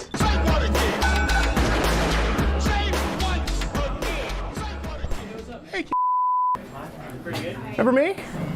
No. No? You don't remember me at all? Steven Crowder at all? No, not familiar? No. This is you threatening to slash my tires here? Oh my God, dude. You need Remember to this? chill out. Slashing my tires, and actually, funny enough, also the Robert E. Lee statue seems you helped defaced. We're trying to work. Let me ask you, why do you think it's okay to threaten to slash someone's tires? Hey, I didn't do it. Predictable, Z. The first instinct is always denial. But why did you do this, oh man? Well, you realize that you put our crew in danger. Lucky for us, we had a Bristol board. How about you check this out here? Before we'll leave this. I'm a conservative who has a difference of opinion from you, and I've never threatened actions of violence. I've never threatened to slash anyone's tires. You need to get out, or we're gonna call the police. You know what? Let's call the police officers. Because, as a matter of fact. Okay, so I don't think there's anything in this that would indicate that this person's non-binary. Gosh, so they got slightly Yeah, Yankee. so a little Yankee, a little Yankee, a little Yankee. Maybe. Poster outside for you. No, I'd like you to keep it here for when the police arrive. But I would love it for when the police arrive, because that's actually evidence, so I'd like to keep it. So where did you put the board? Absolutely. One of your friends nicely yanked it out of my hands, and he has it outside. Gosh, so they got slightly Yeah, Yankee. so a little Yankee, a little Yankee, a little Yankee. A little Yankee. Yeah, just like a little bit Great. of. Well, I hope we have it on camera. All of you need to walk out with your GoPros and your pretty cameras. Oh, that's right, I guess. No right to film. Only when the super racist fascist police arrived to save them from the super racist fascist comedian, it turns out. And we are filming this, just so you know. I don't want you to be uncomfortable with it. She's complaining that you don't have the right to film. Again, these people don't understand single-party consent laws. Now, doesn't that strike you as odd? They attempt to claim that we were committing a crime, yet none of them, not one employee or manager, began filming. Because we want as much sunlight as possible. The left operates exclusively in the dark. So it turns out the police were actually super helpful, nice, and had a better grasp on the law than our favorite baristas. They were so great, they even went out of their way to refer to Z by Shim's biological gender. Were they just posted on her wall about Facebook, yes. All this person who works there. And she works in here. Okay, yeah. I don't think... Yeah. So if you were to intentionally misgender a trans woman... We're gonna put that under transgenderism. Technically trespassing. Yeah. That could put her at risk of murder. You understand that? That wouldn't be a first for Crowder. Because people think because you're trans... I hate to ruin your polite discourse, but you. Thank you. Yeah. Thank you for putting that on display for the whole world. Fourth installment of Real Conversations. Changed my mind. For those who haven't seen the series, this is Thomas. Steven, nice to meet you. Nice to meet you. Okay, so, this is just a series we do where we let people know my point of view. There are two genders. Go ahead and change my mind. It's the opposite of cable news. We're not going to edit anything out of context. You said you disagreed. I'm open to new ideas. Well, I'm wondering the phrasing of the question. Are you arguing that there's not more than man and woman? Are you arguing there's not a difference between sex and gender, or? Yeah, I think there are two genders, male and female. Okay, so you're saying that male and female is a gender, not a sex. Yes. Okay, so. Okay, and see that's where I would have to disagree. Okay. You're saying that male and female is something that with people, for example, you probably have a penis, a male sex organ, as would I. But why would you assume that? Do you? But you assumed it, though. Okay, I did. I apologize. No, it wasn't. I'm not trying to go any gotcha. Yeah. It's interesting to me that you assumed that I have a penis. Why? Because you seem. I don't know, man. Is it because of societal construct? Yes. That's why? Yes. It wasn't because of my bone structure or my penis bulge? Well, that male and female is different than being a man. All right, have a good night, Estelle. Yeah, it was nice talking to you. Thanks for hanging out.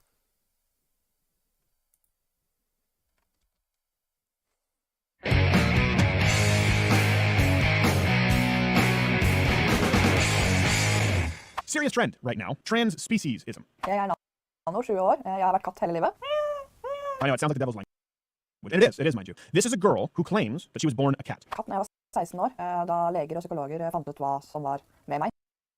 Under fødselen så skjedde en genfeil. She insinuates that her doctor said, well, just like the transgender thing, well, you were born the wrong gender. Your birth defect. You were supposed to be a cat. Listen, slippery meat slope. We did the Stephanie, the 52-year-old guy who claimed he was a 6-year-old girl. You can't say that's absurd. It's no more absurd than a man winning Woman of the Year. That happened? Yeah. Oh. Når jeg møter hunder på gata, så kan det hende at jeg freser.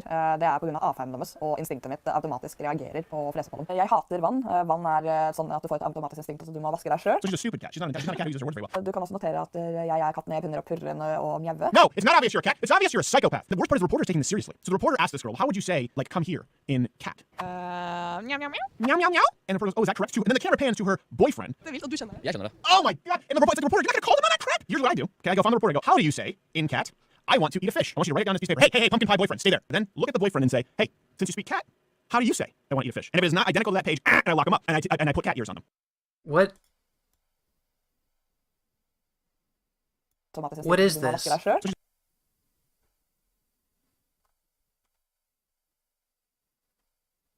I don't even know how to categorize this.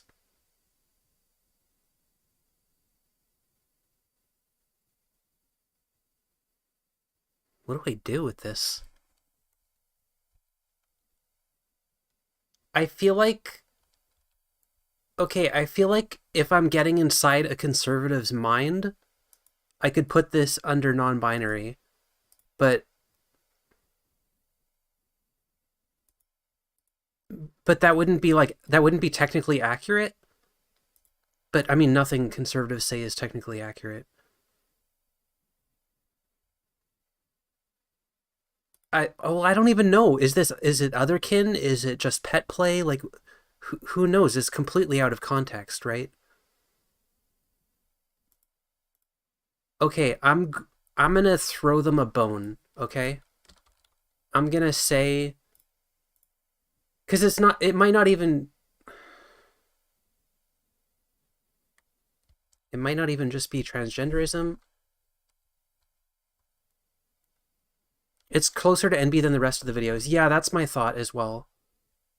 I'm gonna throw them a bone. We're gonna put it under non-binary people. I'm trying to be charitable to the transmedicalists.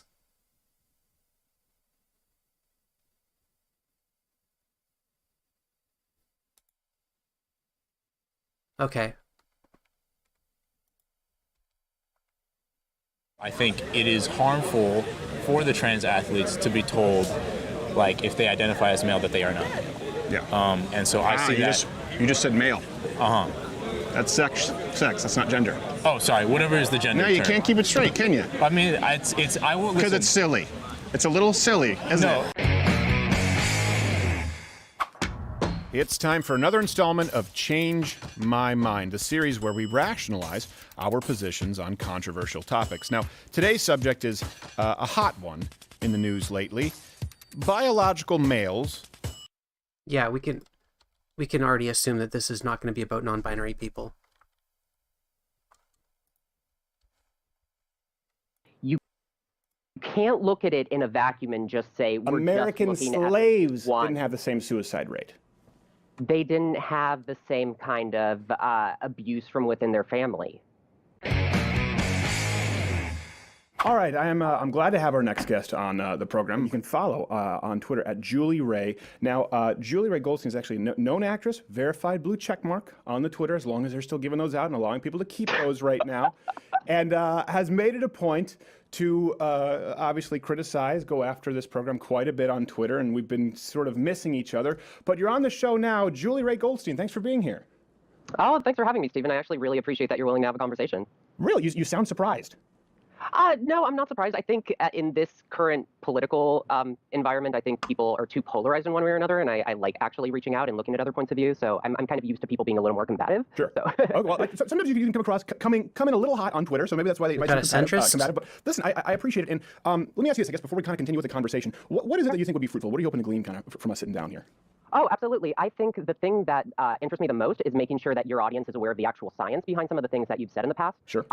I think we both come to it from a scientific perspective. We both want the best for people. I don't think either of us has malicious intent in any regard, but I think there's been a bit of misassociation or misinterpreting or misquoting, misciting the science. Okay. So I just wanted to clarify that. Okay. Well, first off, by the way, I did mention verified actress and blue checkmark, but I should say transgender individual and activist. Sure, in case people didn't know, today's topic will be transgenderism, and obviously we've gotten into the science quite a bit with our audience. It's not something that we hide from them. We certainly don't try to. He said it.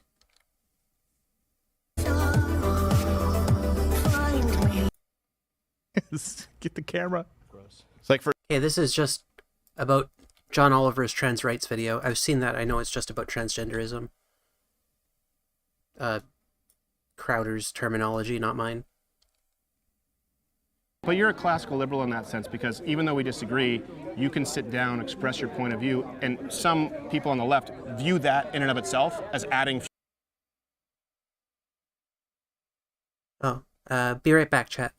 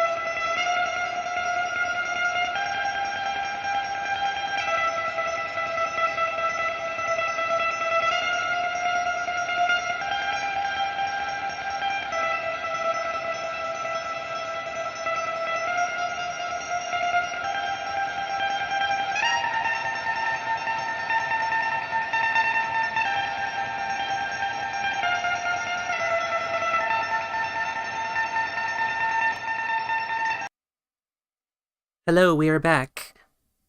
We're probably gonna go for another hour or so. We're not going to finish this list today. We might do one more. Yeah, we might do one more channel after this, and then we'll probably call it for today, because I gotta go shovel some snow. And then we'll pick this up either tomorrow or the day after. But we'll keep going for a little bit longer.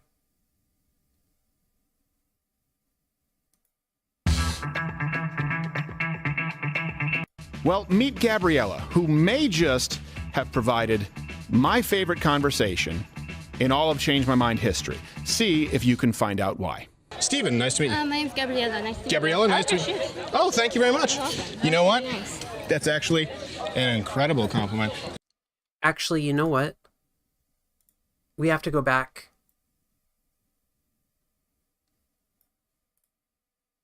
I just had a thought. This is about there being more than 2 genders, right? Maybe there is non-binary stuff in here. I didn't give it a fair chance. We have to search the transcript.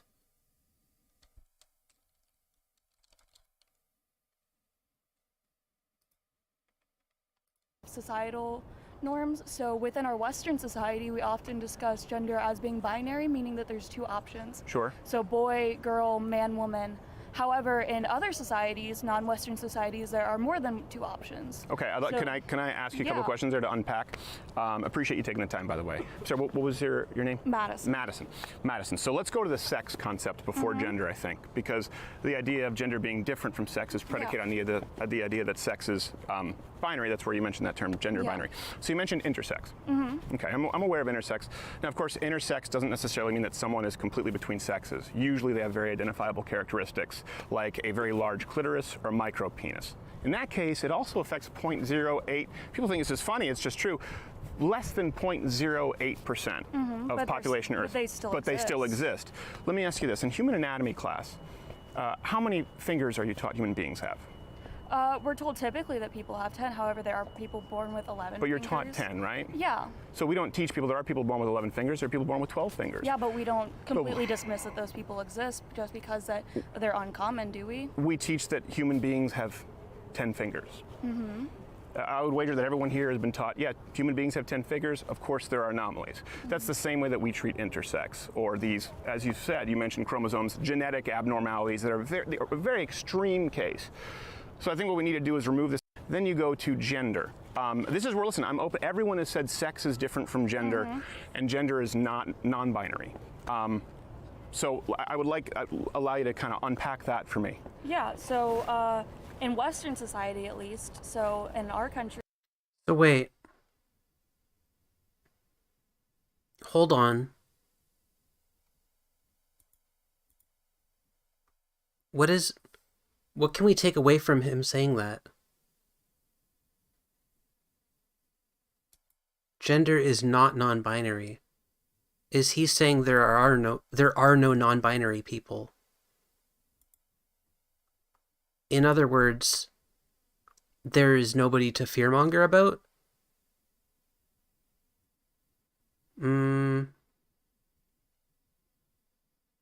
There is a way I could read this to completely invalidate the transmedicalist position, at least for Steven Crowder. I would assume you're female. Yeah, so you're making assumptions. Yes. I identify as non-binary. I don't, respectfully, it doesn't matter. It does matter. Now, let me ask you this. What would you say if I It matters what pronouns you use for me. It matters how I'm socialized in society. It matters my gender expression. It matters the way that I'm allowed to express myself. It matters what bathroom I use. It matters who I'm allowed to live with. It affects every aspect of my life. So you saying... What pronoun should I use? You should use they, them pronouns. So you saying that you don't believe me... What if I don't? Okay, yeah, I would say this is fear-mongering about non-binary people. Okay. So, we're moving this down here.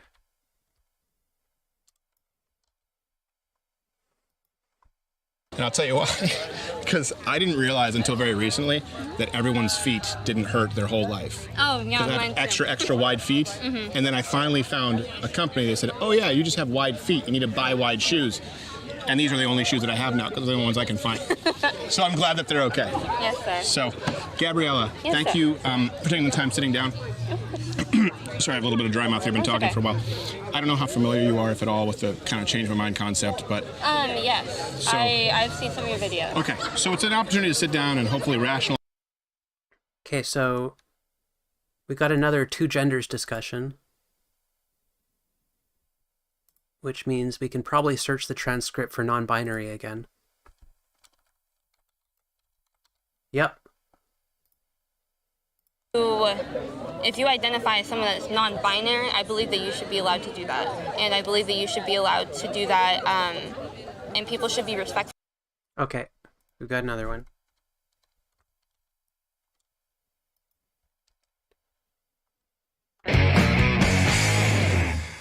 Jess Herbst, mayor of... Did he say at least 3? Is that what the quote was? I remember he said something. Biden, how many genders are there?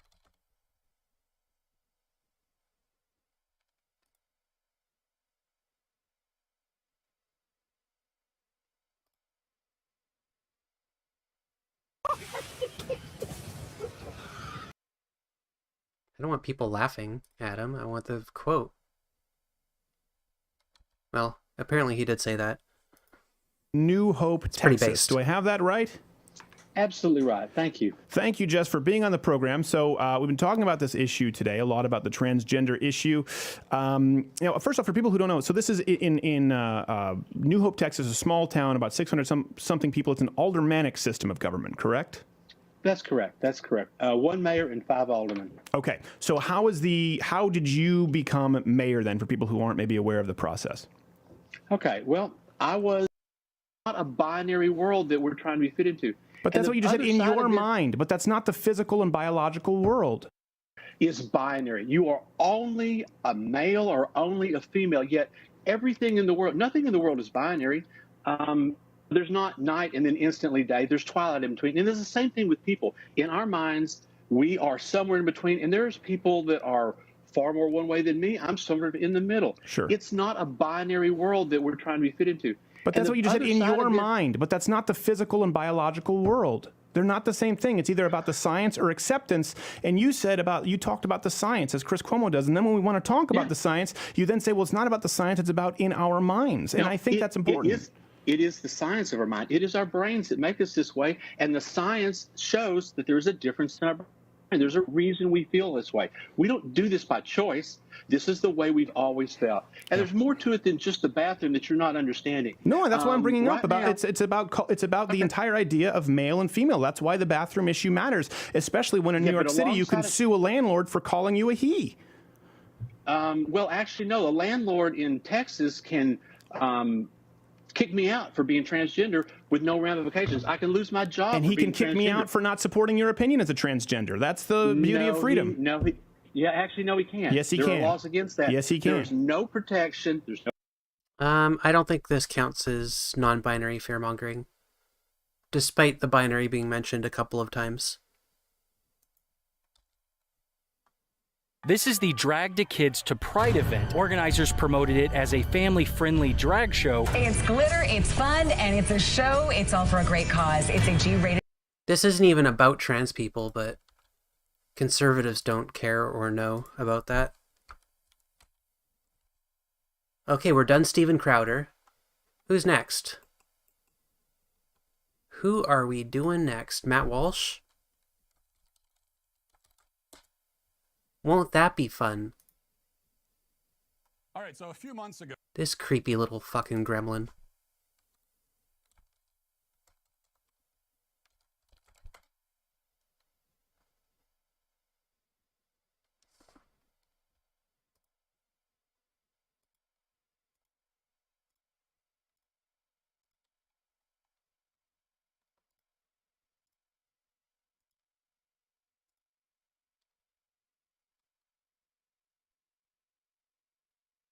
Stevie C?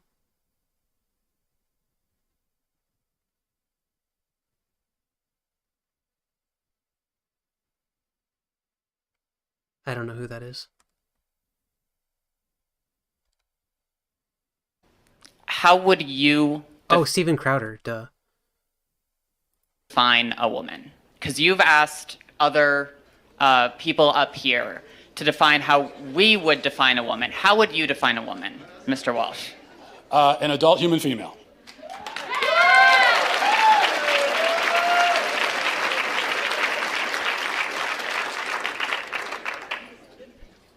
And how don't trans people, how doesn't a transgender woman fit that definition?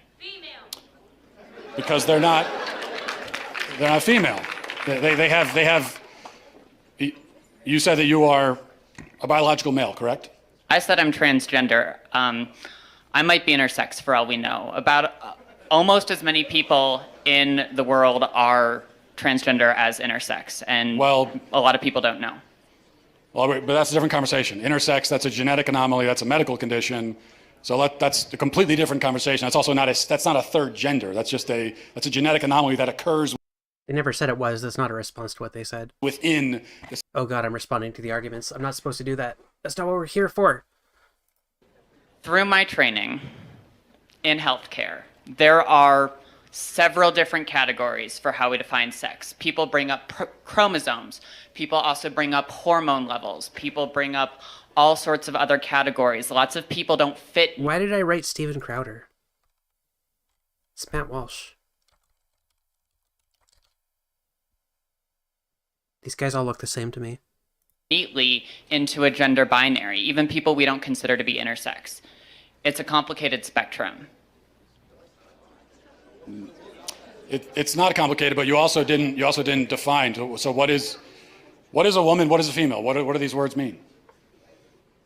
It's complicated, and I know you're not going to like that answer, but that's because there are no simple answers in human biology. Let me ask you a question. You guys, Can I ask you one last hang question? on. Just let me finish.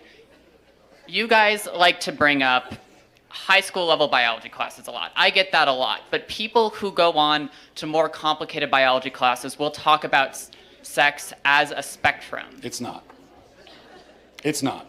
Well, biological researchers would disagree with you. Well, then they're full of shit, the ones that would say that. Get out the tinfoil hat. Okay, we got that one already. Hi, Matt. I'm transgender. I'm born and raised here in New Mexico. I have a graduate degree in information technology, marketing, business, and finance. I own my own home. I pay taxes. I have a 6-figure job. I'm a respected professional in Albuquerque. I'm a mother. My life experience is that I'm an awesome person. Whoa, what was that?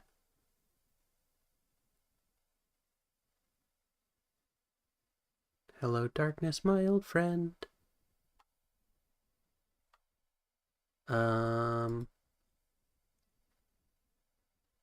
We good, chat? Hi, Matt. I'm trans. I have a 6-figure job.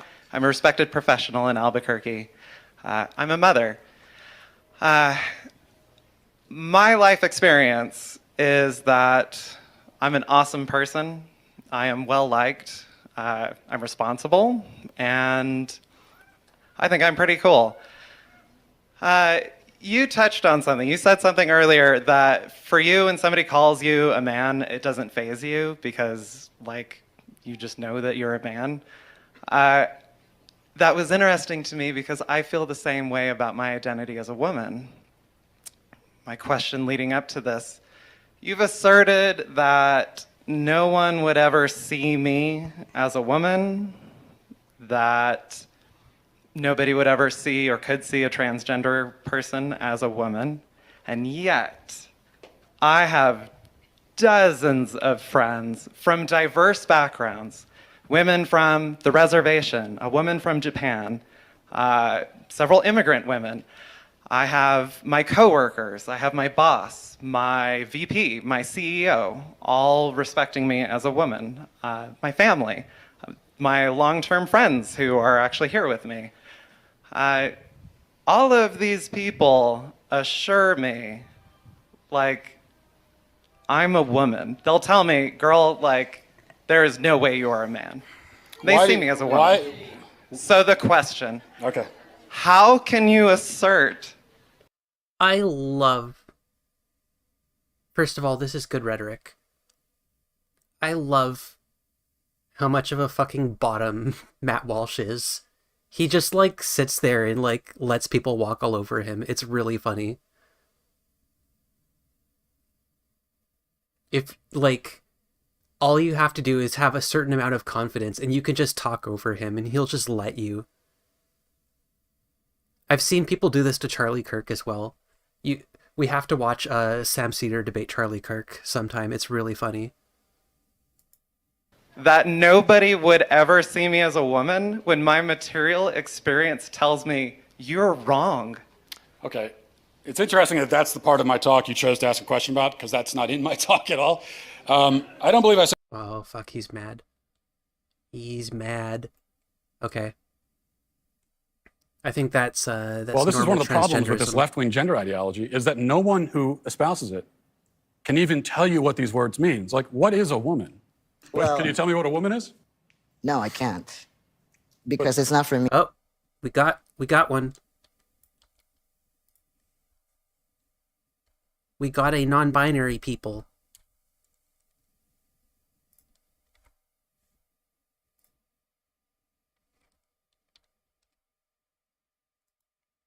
Okay, next. So you've talked a lot about the mental illness and depressed and anxious population in the trans community, but you don't talk about the happy people in the trans community and how these preventative measures of, let's say, like puberty and the surgeries that go for gender affirmation and how these are life-changing and life-saving. I know many people... How do you know? Oh, okay, 1 second, if I can finish my conversation. Okay. Many people in my life have had these interventions made, and it's saved their lives. I can list dozens of people in my life. So what do you have to say for... You can list dozens of people who had surgeries and drugs as children and would be dead today if they hadn't? I'm sorry. Let me rephrase that. Dozens of people who have had interventions, including gender... What is this? Surgeries and drugs as children and would be dead today if they hadn't? I'm sorry. Why is there an earthquake happening? Dozens of people who have had interventions... Is that him? Is he just, like, shaking?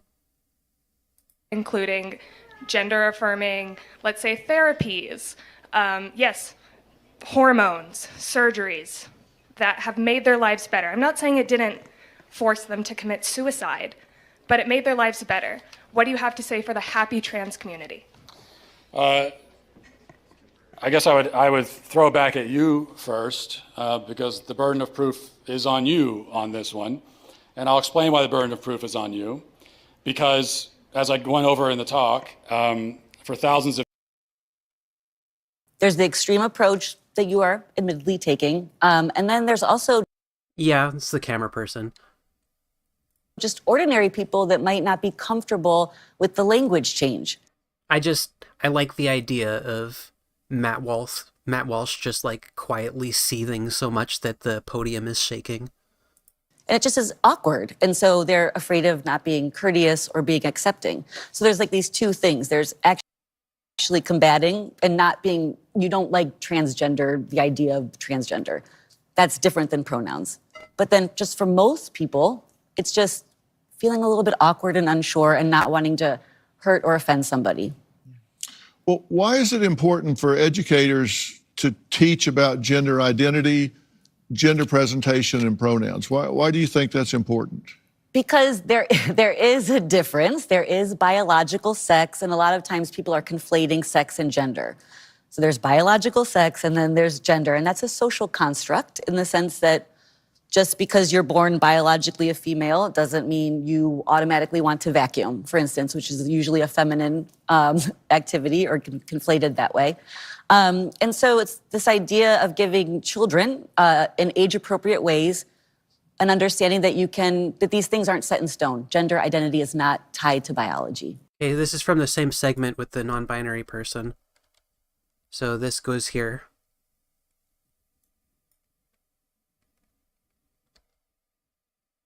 On Monday, a horrifying clip from a recently released HBO documentary went viral. In the scene, congregants at a Unitarian Universalist church are invited by the female pastor to, quote, proclaim their identity publicly as lesbian, gay, bisexual, transgender, queer or questioning, intersex, pansexual, asexual, or any category I've left out, unquote. A mother then pulls her young son, 4 years old it turns out, onto the stage to announce that he's really a girl. But the poor child has no interest in being paraded around like his mother's show pony, so he hands the microphone back, saying that he doesn't want to do it. The mother takes it upon herself to come out on her son's behalf, informing the audience that her son, Phoenix, would, quote, like you to know that she's a girl and she prefers she and her pronouns. Completing this apparently familiar ritual, the pastor hands the child a pink flower as the congregation repeats its creepy affirmation in unison, quote, may you be well, safe, and whole. We honor you exactly as you are. Of course, that's the exact opposite of what they're really doing.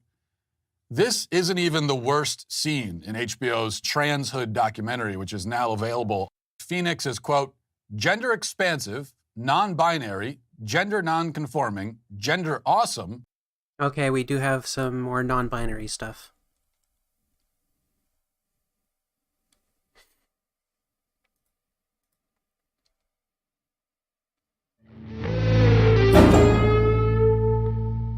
Our cancellation brings us in a circle, much like the logic of my opponents on Dr. Phil. He's really splitting this one up. It looks like Matt Walsh does have a much stronger focus on non-binary people. Called Mac, and identifies as a man, though she is a biological female. Gabrielle. Okay, yeah, this is transgenderism. I want to show you another quick sneak peek. This is something that I posted on Twitter a couple days ago. Quick sneak peek from the film, and this relates to, everything we talked about really in the opening. We might have to double our sample size because we've got 3 clips from the same program here. So I feel like that might be biasing our results. So when we go over this next stream, we're going to go back and get 10. We're going to get 20 from each channel instead of 10, I think. That's going to be something to do next stream. It's sort of the logical. We definitely need a bigger sample size. Conclusion of the leftist sexual agenda. What happens when we become unmoored from truth, unmoored from reality, from our moral tradition, and we took the rabbit hole all the way down in the film. So I want to play this clip from What is Woman, which is available now at whatiswoman.com. You can become a subscriber and watch, but here it is. Watch. So now we are seeing kids that are identifying as animals going to school, and they are purring instead of answering questions, and they meow, and the teachers are not allowed to question it because it's considered a queer identity. So, okay, we're gonna put that there. We live in a segregated culture, and I don't mean segregated. Is Mr. Beast co-star Chris Tyson? Is Chris Tyson non-binary? I don't think so.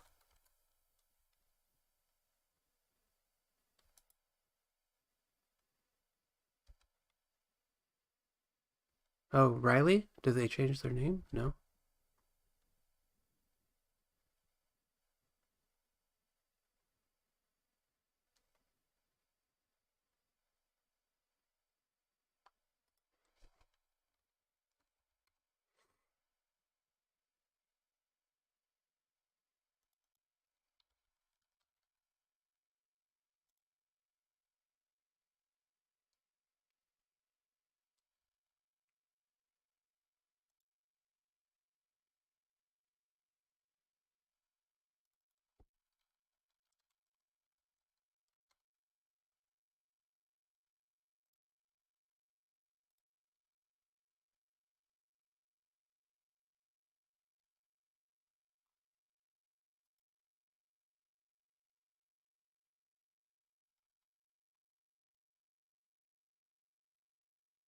Transgender woman.